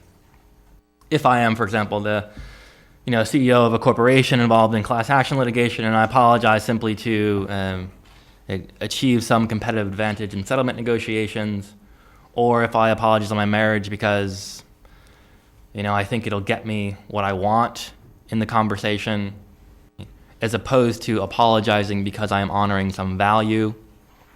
I'm honoring the person who was injured, right? If I'm using apology as a mere strategic tool, for many, if we realize that that's why you're apologizing, a lot of the meaning will be lost. Right? In a categorical apology, we apologize in large part in sort of the deontological sense that we're honoring the value at stake and we're honoring the person who was injured. Lastly, the emotional content of a categorical apology is, in a way, I think my best bit of evidence for why I don't like the binary model of apologies. Again, the binary model is this idea that either you do apologize or you don't, or you've successfully apologized or you haven't. In the case of emotions, most of us will realize that apologies have to have some emotional content, right? Because if someone goes through all these steps and they just seem like a robot when they're doing it, they don't feel any guilt, they don't seem to feel anything, something's going to seem missing, sort of obviously missing. Even if they go through all the other steps and they sort of do it by the book and they read Nick Smith's book and they sort of go through all the steps, but they're just, nothing seems to be inside. They don't seem to feel the right way. We'll appreciate that something is missing. But the idea of somehow quantifying, right, that you need to feel, right, 20 units of guilt at time one in order to have categorically apologized, right? The very idea of quantifying or setting some level for what sort of, how long do you need to feel which emotions in order to have successfully apologized, that's a game I'm not willing to play. Because in part, is it just that you need to feel X quanta of guilt when you're saying the apology, and then 48 hours later you can experience X minus 5 quanta of guilt because the guilt's waning? Do you need to feel that guilt for the rest of your life? Can you only feel it in the moment? Oftentimes when we apologize, it's a mix of conflicting emotions, because I might, on the one hand, feel guilt. On the other hand, I might feel great pride because I'm someone who is accepting blame, undergoing a moral transformation, and I could take pride in myself in being a good apologizer. So I'm unwilling to say that, right, there's, you need X number of units of Y emotions over Z duration in order to apologize effectively. That just seems like a dead end. I mean, maybe with better brain science in the future, we can have more robust conversations about that. But I'm not willing to go down that path. In summary of that bit, categorical apologies are a high bar. They're what I call full, robust, morally meaningful. I think there's some implicit sense in culture, given our moral traditions, that this is what we're looking for in serious cases. Not all apologies need to be categorical. They can have any number of elements. What I'm primarily trying to do is lay out a framework that empowers both the injured and the apologizers to know what kinds of meanings apologies can give, to give them a sense for the way apologies work within culture, and to give them a sense of the moral terrain, such that we can navigate it. Because in different cases, we might not want a categorical apology. We might have particular emphasis on one form or other. But I am, rather worried about cases where people want apologies, but they don't know what they want, and they are deceived because Attorney Y is able to give an apology that looks like a sort of fully robust, morally meaningful apology, but in actuality, it's a carefully constructed, carefully calibrated way to seem empathetic while not accepting blame, to shield themselves from liability in the best possible way while minimizing litigation risks. There are courses right now, for example, at Johns Hopkins Medical School that teach doctors to do things just like this, because the Toro lawnmower manufacturer early on realized that lawnmowers, lots of injuries, they were having catastrophic liability. They took the litigation strategy of let's just apologize without expressing blame, and let's see what happens in all these cases. And something like 90% of their damages went down. And people realized, wow, this is quite innovative. If we can just act sympathetic, don't admit responsibility or blame, most people on the street are going to go away. And when I think of those victims, right, people who are losing limbs, children dying, right, who are getting duped by corporate attorneys who are able to manipulate language of contrition just enough, sort of, maximize their profits. That's the sort of thing I'm trying to protect against. Just the second half of this, and I'm not going to talk through it, is an application of this to cases of sentencing. We can imagine how, right, if a criminal defendant were to give something like a categorical apology, in a way, all of the objectives of punishment have been satisfied. Right? She's promised not to reoffend. She's undergone a profound moral transformation that really makes incarceration moot. Right? When we think of early American penology, right, the idea of the penitentiary as a place of penance, right, a place where you went and sat with your Bible to sort of, right, re-ground yourself morally and to undergo moral transformation. That notion of the penitentiary is sort of honored by the genuinely categorically apologetic victim. Yet there are all these complex practical issues that arise that I've laid out, and you can sort of read them if they interest you. It's the sort of stuff I'm working on in the next book. But if, for example, I deny my culpability, the court finds me guilty, and then at sentencing I say, well, I'm apologizing now in a categorical way. Here is exactly what happened. I am blameworthy. I'm guilty in all these ways because the court's already found me so I might as well give up that. Okay? If I'm apologizing at that stage of the proceedings in order to minimize my punishment, we can see how we're inviting a parade of defendants who have been coached by attorneys, defense attorneys, who are consultants in these areas and know how to apologize just the right way to stroke the judge's conscience.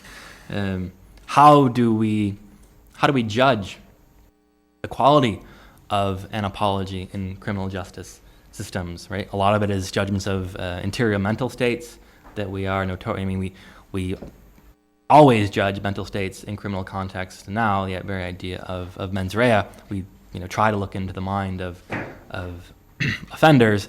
But even more difficult in the case of apologies, because we know if someone is just sort of, jumping through the hoops of what the court is looking for in order to have their sentence reduced. Right now, the federal sentencing guidelines allow you to downwardly depart significantly if you express remorse. It gives very little guidelines regarding what that means. So now we have basically, cowboy judges thinking, well, you look repentant to me, right? Or the words you said, sort of, you hit the right notes in my mind. And that's it, right? There's very little guidelines, and this makes a considerable difference in sentencing. And I'm trying to give sort of a more sort of careful analytic framework for what judges should be looking for. One of the main problems is if it's true that one of the main features and one of the most important features of a categorical apology is this promise not to reoffend, right? One of the things courts are most considerate of, conscious of, is recidivism rates. If we can't judge that, as I claim, in the moment the apology is given, right, what sort of predictors do we have? How do we evaluate the quality of an apology? Because it's what you say in the courtroom at sentencing is only a very small slice, the tip of the iceberg regarding the quality of your apology. How do we adjust your sentence based on your future performance and whether you keep your promise or not? Right? Who should be the judge of the quality of your apology? Should it be the court? Should it be people who are trained in this meaning? Should it be the victim? Right? All sorts of morally laden practical questions that speak to criminal procedure. The very fact that these are rather involved, right? An apology on my account is a rather complicated process. When you think of the actual nuts and bolts of criminal procedure in 2009, it's an assembly line. And there is no opportunity for things like this. And in most cases, victims never meet their offenders. Right? In most cases, in order for an offender to apologize to the victim, she'd have to literally turn her back on the judge in court, right? Find the victim sort of somewhere in the courtroom, and that would be their only occasion to speak to the victim as a moral interlocutor. So there's all these sort of morally laden procedural questions that I'm interested in writing on. You can read whatever might interest you in the rest of this handout, and I'll stop there so we can start arguing a bit.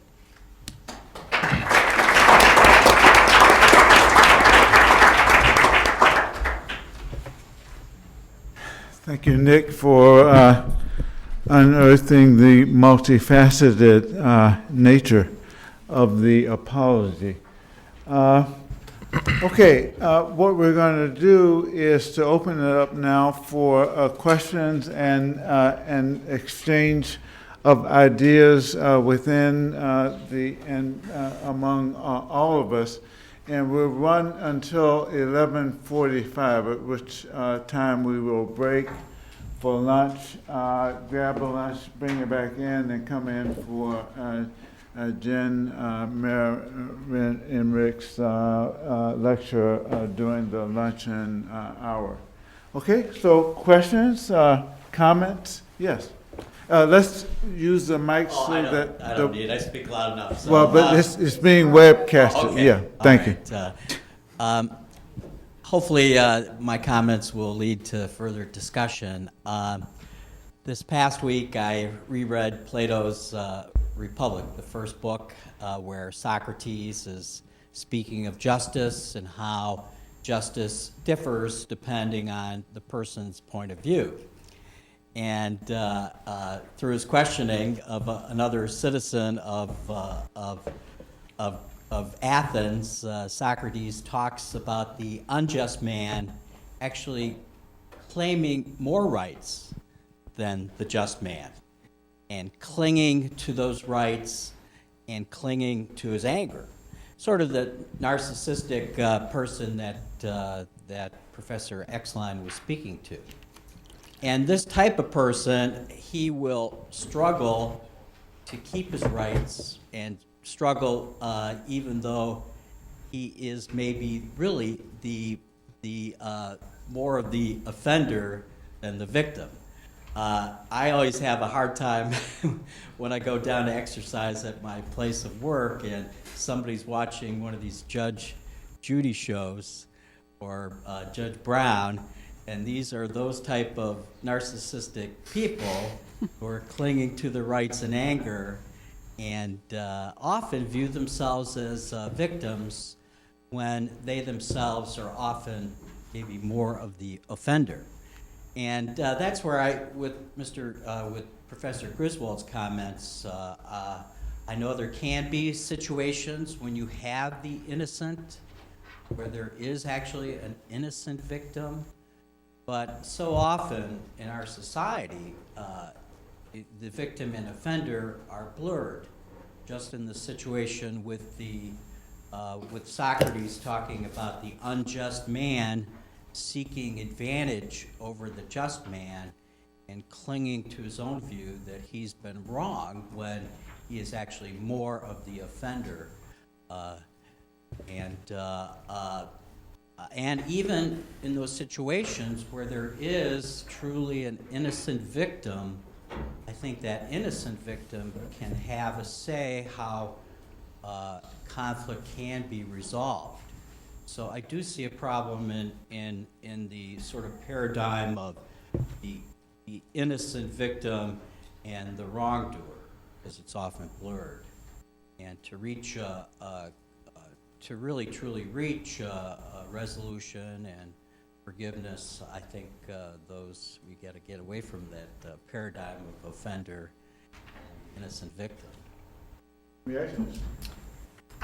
In the studies that we've done of both apology and forgiveness, when we ask people to recall times that they've hurt someone else or that someone else has hurt them, at least half the time the offenses that people recall are mutual.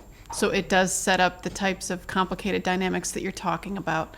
I think it gets complex at a conceptual level to try to handle all of those interpersonal things that get tangled up when somebody is both victim and offender, but I definitely agree that in real life that's much the way it is.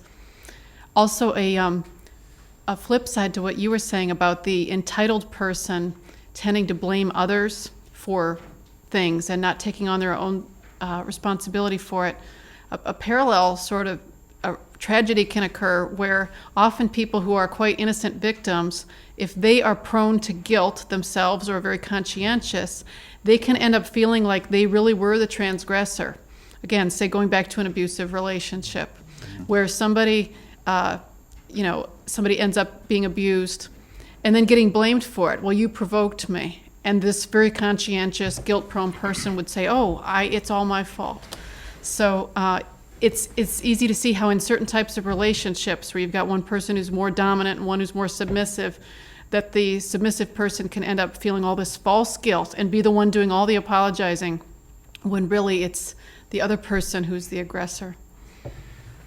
Just to follow up on that, thank you for your very interesting comment. If I could just address several different parts of it. With respect to the Platonic context, it's interesting to remember that Socrates himself never got angry.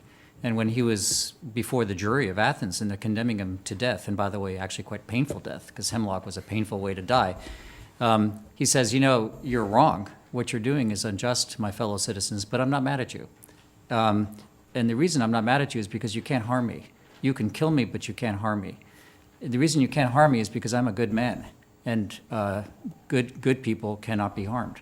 So he has this kind of a moral invulnerability, which makes it irrelevant, makes the whole topic of forgiveness irrelevant for someone like Socrates, because you can never, if you're a virtuous person, you can never actually be harmed, and therefore there's nothing to forgive anybody for, and he actually doesn't forgive his persecutors. So that's just a kind of a footnote which helps to illuminate the conditions under which this entire topic arises, which is that actually you can harm a good person, and anger is therefore appropriate kind of response. So you have to kind of adopt that view of human vulnerability in order to make topics like forgiveness and apology relevant.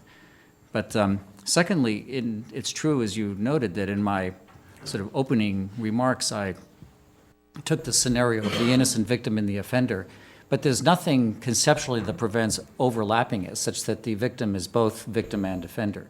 What I would maintain is that my analysis applies in that case also. It applies to oneself as offender, even if one is simultaneously victim. So I would argue that while that, in a sense, complicates it, the same set of criteria that I've set out still hold. Finally, there is a question which was just brought up again about what I think of as the relationship between truth and apology and forgiveness. If you take the case of the Japanese case that Professor Smith mentioned, where you apologize by way of expressing gratitude. So I'm sorry you sort of put yourself out on my birthday, and I hereby apologize for your giving me a present. That apology doesn't meet the criteria of what Professor Smith was calling categorical apology, because categorical apology, as I understand it, entails doing such things as promising not to commit the harm again. And I don't know what that would be in this case, except perhaps not to have another birthday, in which case I guess you'd have to kill yourself before your next birthday, or make sure you have no friends, or something drastic of that sort. So if you universalize that, the result would be absurd, which calls into question whether the idea that this is really apology. And I think another way to try to get at that is to ask oneself whether it's the case that if both parties to the transaction, as in this example, agree to a norm which is actually false, say a norm of what wrongdoing is and what's going to count as apology or forgiveness, whether that still is in fact apology or forgiveness. So vary the example slightly and think of a case in medieval somewhere where there's a code of honor, and someone violates this code of honor and thinks that he's done wrong, and the person who he has wronged also thinks it's wrong. They both completely agree that a wrong has been done, and forgiveness and apology are now due. The offender apologizes, and the apology is accepted, and they'll say, well, everything, we're now reconciled. Was that really apology and forgiveness? Both parties agreed to it. And I would have to maintain here that it isn't. They're confused, just as in the case of expressing gratitude through apologizing. There's something conceptually confused about it, even if both parties actually do agree. And I think this chimes with what was just said about the person who apologizes for when he or she is actually innocent. So to make that slightly more credible, you can take an analogy of a case where two people agree that an injustice has been done or has not been done, and picture an extreme case of a slave and a master where the slave has been somehow brainwashed into thinking that actually he or she should be a slave. you wouldn't accept under those conditions the notion that everything is just and everything is fine, and I would argue that the same thing is true with forgiveness. If I can respond to both Charles's example and the question, I give an example in the book of, if you imagine a racist community, and you have two racists, and one racist realizes that she isn't racist enough today, right? So she does something that's not racist, and she feels like, I need to apologize to my peers for not being racist enough, right? So I've been too humane and something like that. On my account, you could actually offer a categorical apology for not being racist enough, right? The nature of the norms in play, as long as they are agreed on by the community, makes a categorical apology possible. So I actually think that you can have rather thick meaning, or you could, right, you imagine any number of contextual situations where a community shares a norm that may seem either peculiar or strange or ritualistic or, right, just contextually different. I think that doesn't change the the framework for the types of meanings that are exchanged. We may disagree with the core values that are at stake as outsiders, but I think it doesn't affect sort of the, the ritual, the apology.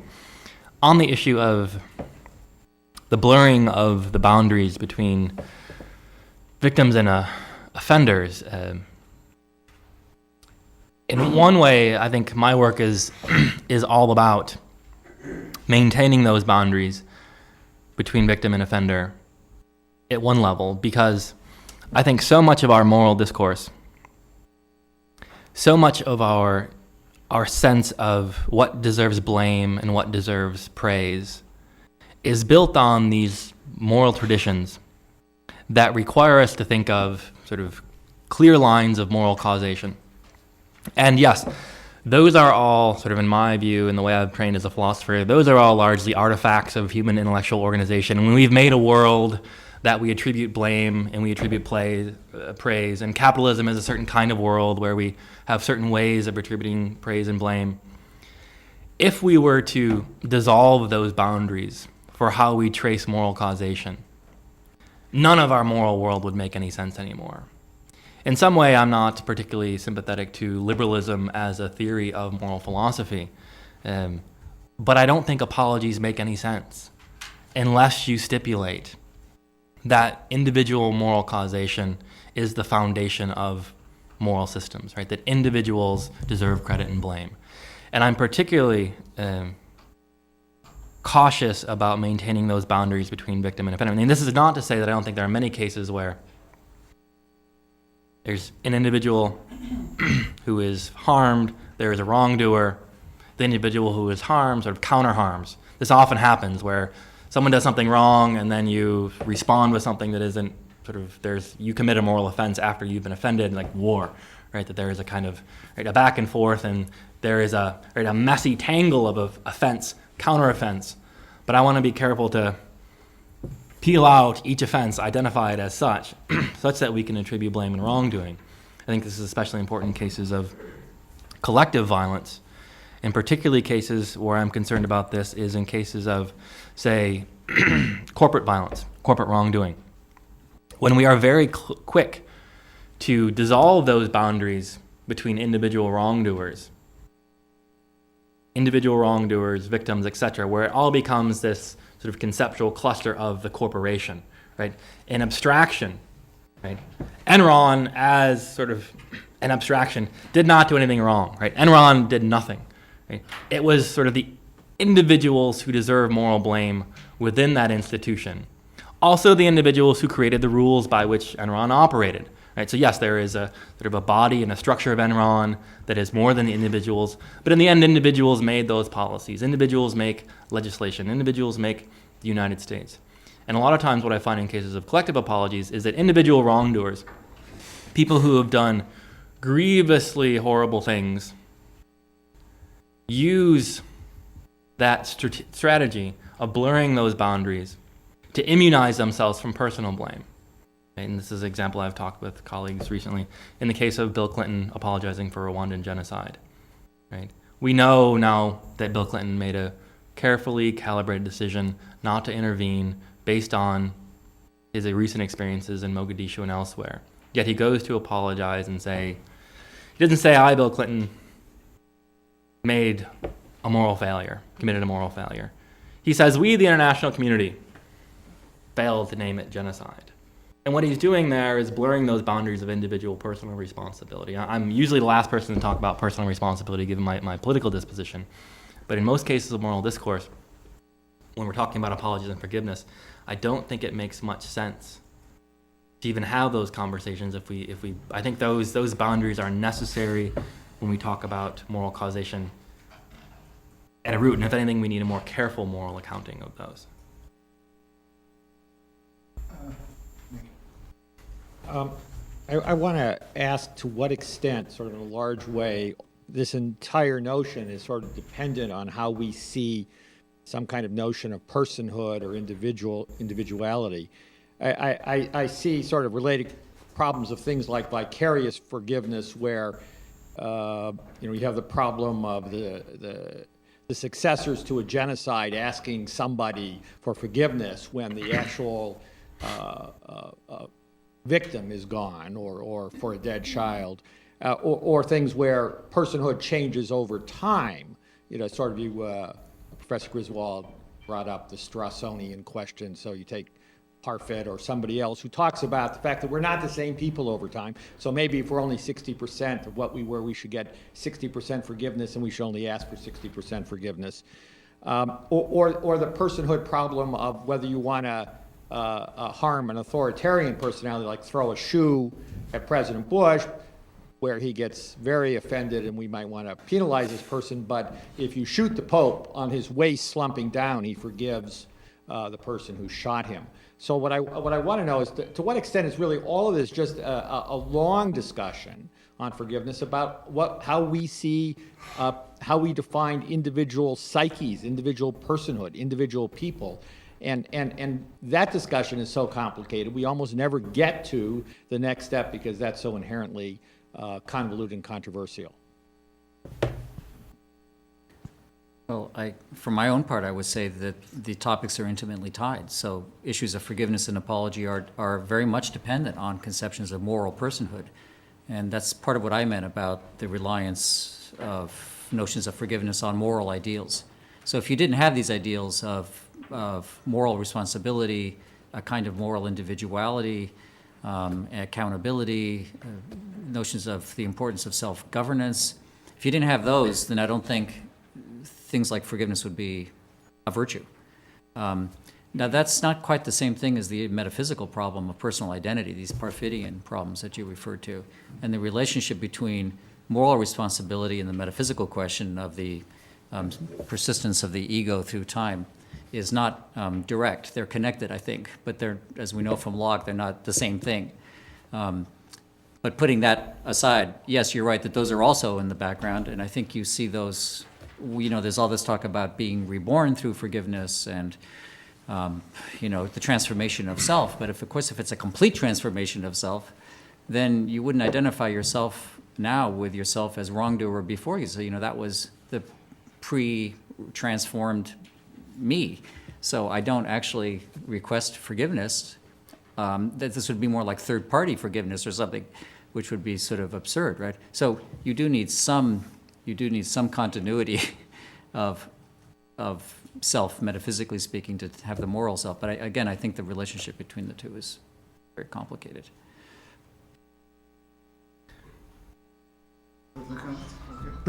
Appreciate if you could speak to the concept that in the apology, what the apologizer is doing to a certain extent, depending on how they do it, is open themselves to the vulnerability of consequence for their action. And could you speak to how that plays into where it is that the apology is or is not effective in establishing that link for emotional understanding, Nick, that you talked about, in order to make it feel like it's been categorical? The one, I think, of the more profound features of apologies is this notion that, at one moment we are, especially consider the context of, grievous moral injuries like Hitler's executioners or something coming to apologize to whichever victims. The idea that at one time you are injuring someone because of a sense of superiority, right? That you are able to view others in the world as mere means to your ends, and you can sort of, one of the specific features I think of the Holocaust is the way that it's able to dehumanize the victim, so it actually doesn't feel like a moral offense, right? And this is one of the sort of the most worrisome features when you sort of see the way that the SS officers were trained to understand the victims as subhuman, and the kind of deep training that they had to undergo to realize that every individual person was not. You may have your favorites, that you might feel a moment of, right, a flash of conscience, and you really need to be able to, right, realize that those aren't really humans. To then transform your view of your victims to the extent that when you come to realize, a case like this, you're perhaps the greatest failure in your life. When you feel like you are, you recognize then that you are, in a very fundamental way, not the person you want to be, that you have not honored the core values that orient your life. And that in that moment of recognition that you are a moral failure, that you then go to the person who you've injured, right? In a way, the person who sort of you should be most afraid to go before, right? You're, in a way, sort of your most vulnerable moment. So, in my account, notice, right, it's not like you're going, right, in sort of, the Catholic tradition, you could do a lot of the process of repentance without actually, you could do it in the confessional, right, in the booth, privately, you never have to actually, address the person you've injured. That process where you make yourself vulnerable and in a way transfer a bit of authority, moral authority to the person you've injured, is in a way a kind of a great moral equalizer, an opportunity for moral discourse that it can also be a great display of virtue and character. It's when you know someone who either refuses to apologize, right? You may sort of, recent politicians may come to mind, right? People who simply, had the John Wayne ethic, right? Never apologize, it's a sign of weakness. When you see that attitude, now it sort of looks like a failure in character because you're unable to recognize your faults and correct yourself and grow and undergo moral transformation.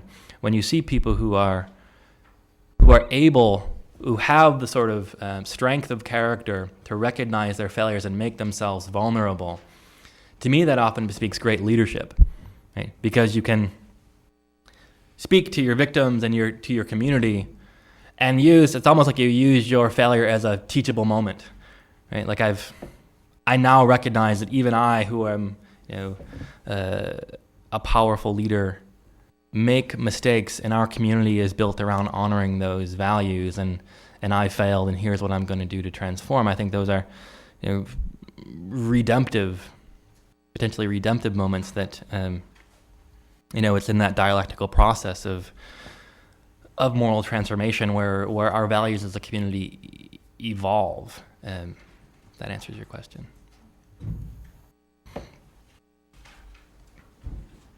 So I have a question, but just quickly to follow up on that notion, I practice as a mediator, and here in the state of Ohio, we've adopted a form of the Uniform Mediation Act where mediation communications are privileged. And I think that in the mediation context, at least for litigated cases, there's a great opportunity for parties to make that apology and to, I think you said, with the moral authority, passing that baton on to the other side, and to do that in a way in the process of mediation where you can offer a heartfelt and a sincere apology, make yourself vulnerable from a moral standpoint, but without sacrificing some of your legal rights. And I think that that doesn't diminish the apology in any way. I think it's just a practical reality of No, I think it does. I think it severely diminishes the meaning of the apology in various kinds of ways. One because when those apologies happen behind closed doors, right, they're not subject to public scrutiny, right?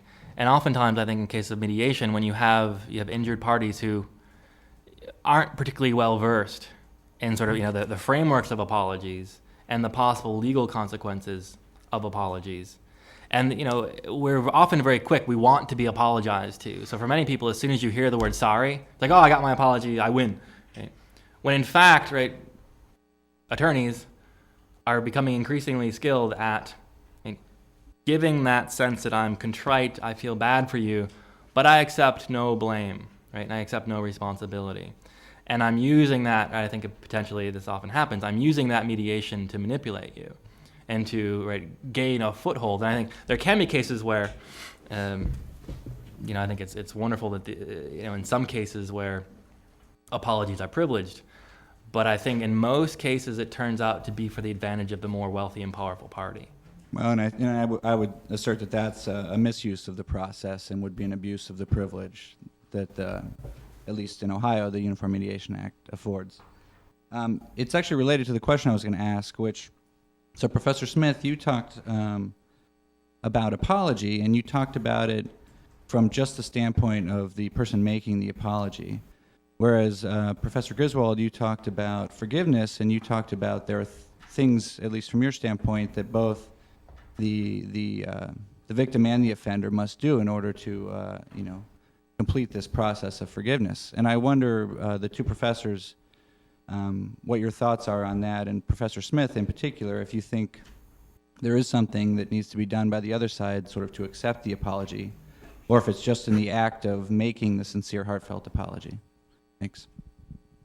Yes, I do think that that's the case, and that's partly why I want to emphasize the bilateral character of this process, at least with respect to forgiveness. And I should think this would apply even to apology in a political context. But one of the reasons I had as my, sixth criterion here for the victim is to, address the offender and express forgiveness. And I think that would also hold with respect to accepting the apology, which would be the analogy in the case of apology. If that's not done, you haven't quite done everything you would like to see done. Imagine yourself as the victim who's discharged all of the obligations you can possibly think of, and hasn't actually been forgiven, or the apology has not been received. Somehow the transaction is not complete. Let me try to answer that question. Let me try to not answer that question in an interesting way.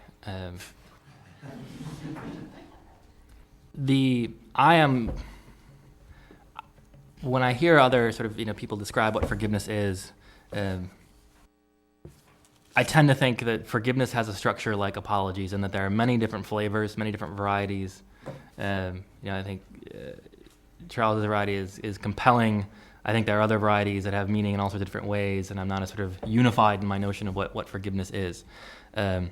Given that you have these terribly complex plural notions of apology, what I imagine are terribly complex notions of forgiveness, how a certain kind of apology brings about a certain kind of forgiveness, you can now see just how complicated that terrain would be. So if I give a categorical apology, does that necessarily mean that I must give categorical forgiveness of some kind? I don't know the answer to that question, in part because I'm glad that Charles raised the notion of the unforgivable, in part because I think that is a damaging notion. I think the way that notion of unforgivable is often used is that people describe something as unforgivable and then stop working towards reconciliation. You know what I mean? It's like they name something as so terrible that I'm done with that. And I think that's a sort of a metaphysical absolute that has roots in various kinds of religious traditions, that comes to be politically very dangerous and stalls potential for reconciliation of various kinds, because if forgiveness has many flavors, which I'm inclined to think, the idea of unforgivableness seems less compelling. It seems like almost a throwing up of the hands. By the way, I wouldn't maintain, and you didn't ascribe to me, or actually anybody else, the view that if someone apologizes, then the victim necessarily accepts it, any more than if someone fulfills the criteria for forgiveness, the victim necessarily forgives. I don't think there's a logical necessity or even a kind of a moral necessity, but it would be the right thing to do unless the wrong is humanly impossible to forgive at that time. So that's partly what I meant about the interesting deontic status of forgiveness understood as a virtue, which is, again, like in the case of other virtues, under the right conditions, there's a sense in which you should exercise the virtue. You should be grateful. You should forgive. But it's also true that you shouldn't be forced into doing it, because part of its moral value lies in your doing it freely. If I could say one quick thing that I'm wary of, I'm very wary of cases where people give pretty bad apologies and then expect forgiveness, right? So they utter the words, I'm sorry you felt that way, I'm sorry I came to this, right? That's what they say. And then the person is still sort of lingering and, I don't really feel good about this, not sure what to do. And they say, well, I said I'm sorry, right? I said I'm sorry and I expect forgiveness from you. Why can't you let it go? I think that's quite abusive often in interpersonal and family relationships, where someone gives out, what looks like a pretty bad apology and then demands forgiveness and actually, guilts the injured person into, it's just such a messy, both, in, sort of just everyday relations, we don't have very clear conceptions of what apologies are, what forgiveness is, and they can become these moral tools that are used to dominate, right, and to structure the family relation in a way that becomes more abusive, right? So I'm wary of those, weaponizing apologies and forgiveness in that way.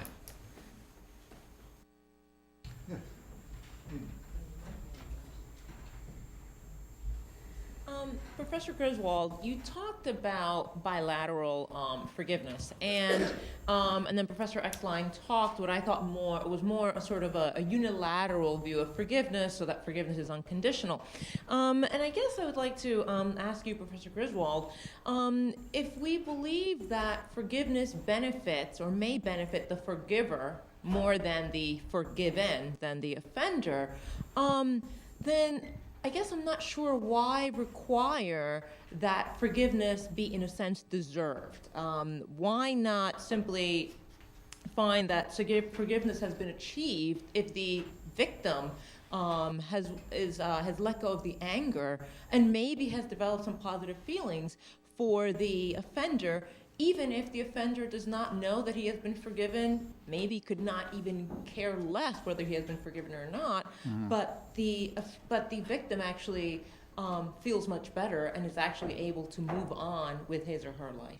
Yeah, that's an excellent question. So first of all, I would distinguish between unilateral and unconditional, although they are frequently used interchangeably, and I myself succumbed and did it in my book. Because the practice is so wide. But actually in unilateral forgiveness, there's still some conditions. For example, the person you're forgiving must have done something wrong. And if I was correct earlier, then they must, in fact, really have done something wrong, not just think that they have done something wrong. So, but let's use the terms synonymously. So why is unilateral forgiveness somehow inferior to this bilateral process? I think in part because it's important to distinguish forgiveness from condemnation. And it could be that you could forgive and get over your anger, and in one sense it might be very good for you psychologically. But it might also amount to a kind of condemnation, an enabling of the wrongdoer. Think of the abusive spouse scenario, or there are many other such cases. In that event, forgiveness would no longer be a virtue, a praiseworthy trait, even however good it made you feel psychologically. And I'm assuming that forgiveness is a virtue. So that's one reason, but I would also ask you in return, if you were faced with a case in which the offender were willing and able to apologize, would you not wish for the person to do so? Would that not complete the moral transaction better than saying to yourself, I don't care that you are actually willing and able to apologize. I'm going to do this operation myself, and I feel better as a result. So those are some of the reasons that I would offer in response.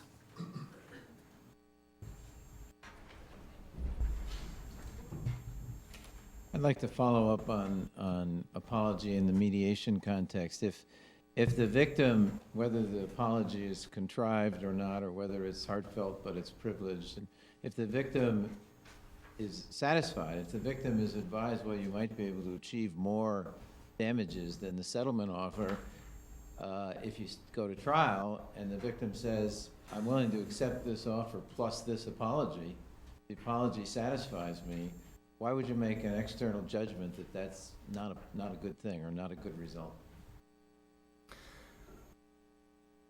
If I can, this example I used yesterday a couple times. In the Ford Firestone rollover class action litigation, remember this? There were, I can't remember how many deaths and serious disfigurements and such. The attorneys for Ford Firestone went to the hospital bed of one of the injured parties, and these were high stakes class action litigation. The attorneys wanted the apology to be, because the victim said, what I really want here is an apology of some kind. They allowed the apology to be videotaped, but no audio. Right? So the public couldn't actually know what the attorney said, right? Which is the first thing I want to hear, right? Did they just go and say, I'm really, really sorry X happened to you and I feel really bad for you, et cetera, et cetera. No admission of blame. No sense that they're going to change their policies, right? Because we know during this class action litigation, in many cases, and this was the case in Ford Firestone, they were doing the exact same thing still, right? They continued to repeat the offense even while they were apologizing for it as being somehow wrong, right? The idea that they can get away with this, because the victim in this case left that apology, and she was interviewed by the media, and said, those guys seem really genuine, right? No kidding, right? They're trained attorneys who are sort of experienced in the act of sort of the histrionics of contrition. They knew exactly how to say, and that victim who sort of didn't know what to look for gave up in that settlement about $6 million, right? Settled for something like $6 million less. And, at one level, she got what she wanted, but I can't help but feel like she was duped. But that wasn't my facts. Those were my facts. My facts were a mediation context. Mm-hmm. The parties are both there, probably both represented by attorneys and advised about their potential results of the case and the costs and risks of going forward. That was the context that I was speaking about, not the abusive. Sure. Well, let's say some mediation has something to do with public policy, right? And you have this sort of privileged apology, where the offender makes no commitment to reform or redress, for example. So it's some mediation about something that continues to be publicly damaging, and people are continuing to be injured by this practice while you're in the negotiations, the mediations talking about sympathy. And I think as sort of a public policy matter, those things. I think that there's legislation in various states that have allowed immunity for these types of statements, and I'm not sure how good that is for public policy. I think much of the legislation started because there was one legislator whose child was killed in an auto accident, and the legislator was just really ticked off that no one ever said, just I'm sorry. Right? They just wanted to hear those words, and we can appreciate in many legal contexts, it's just that human element seems so missing. So many people go into legal context not because they want money, but because they want some kind of moral repair. And in some instances, I think immunizing these discussions helps. But I worry about what goes on behind closed doors in terms of the public policy, and how again there's such a power differential oftentimes that the parties don't do as well as I'd like to see. Okay, last question. Actually, this is, because I get to play the heavy here.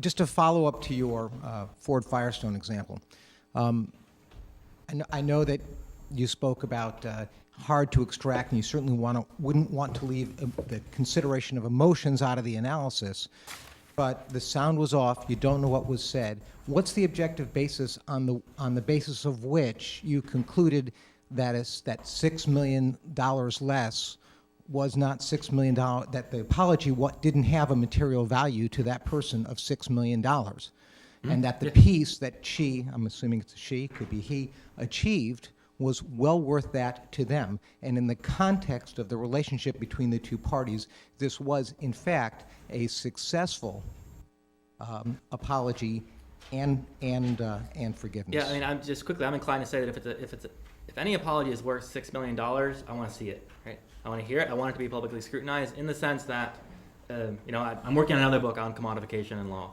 which is where these, I initially thought that apologies were a good alternative to sort of law and economic movement, right? A way to have conversations about moral meaning in the law aside from economic compensation. And the more I looked into it, the more I realized that apologies are commodified, just as commodified as everything else, right? And, if I could see an apology and actually, someone could prove to me that there was $6 million worth of meaning in that apology, I'd be pleased. I'm a little skeptical, though. And I think that's a healthy skepticism considering sort of the power differential between the parties in that case. Okay, we could go on, I'm happy to say, but we should probably adjourn for lunch. Please join me in thanking Charles, Nick, and Julie.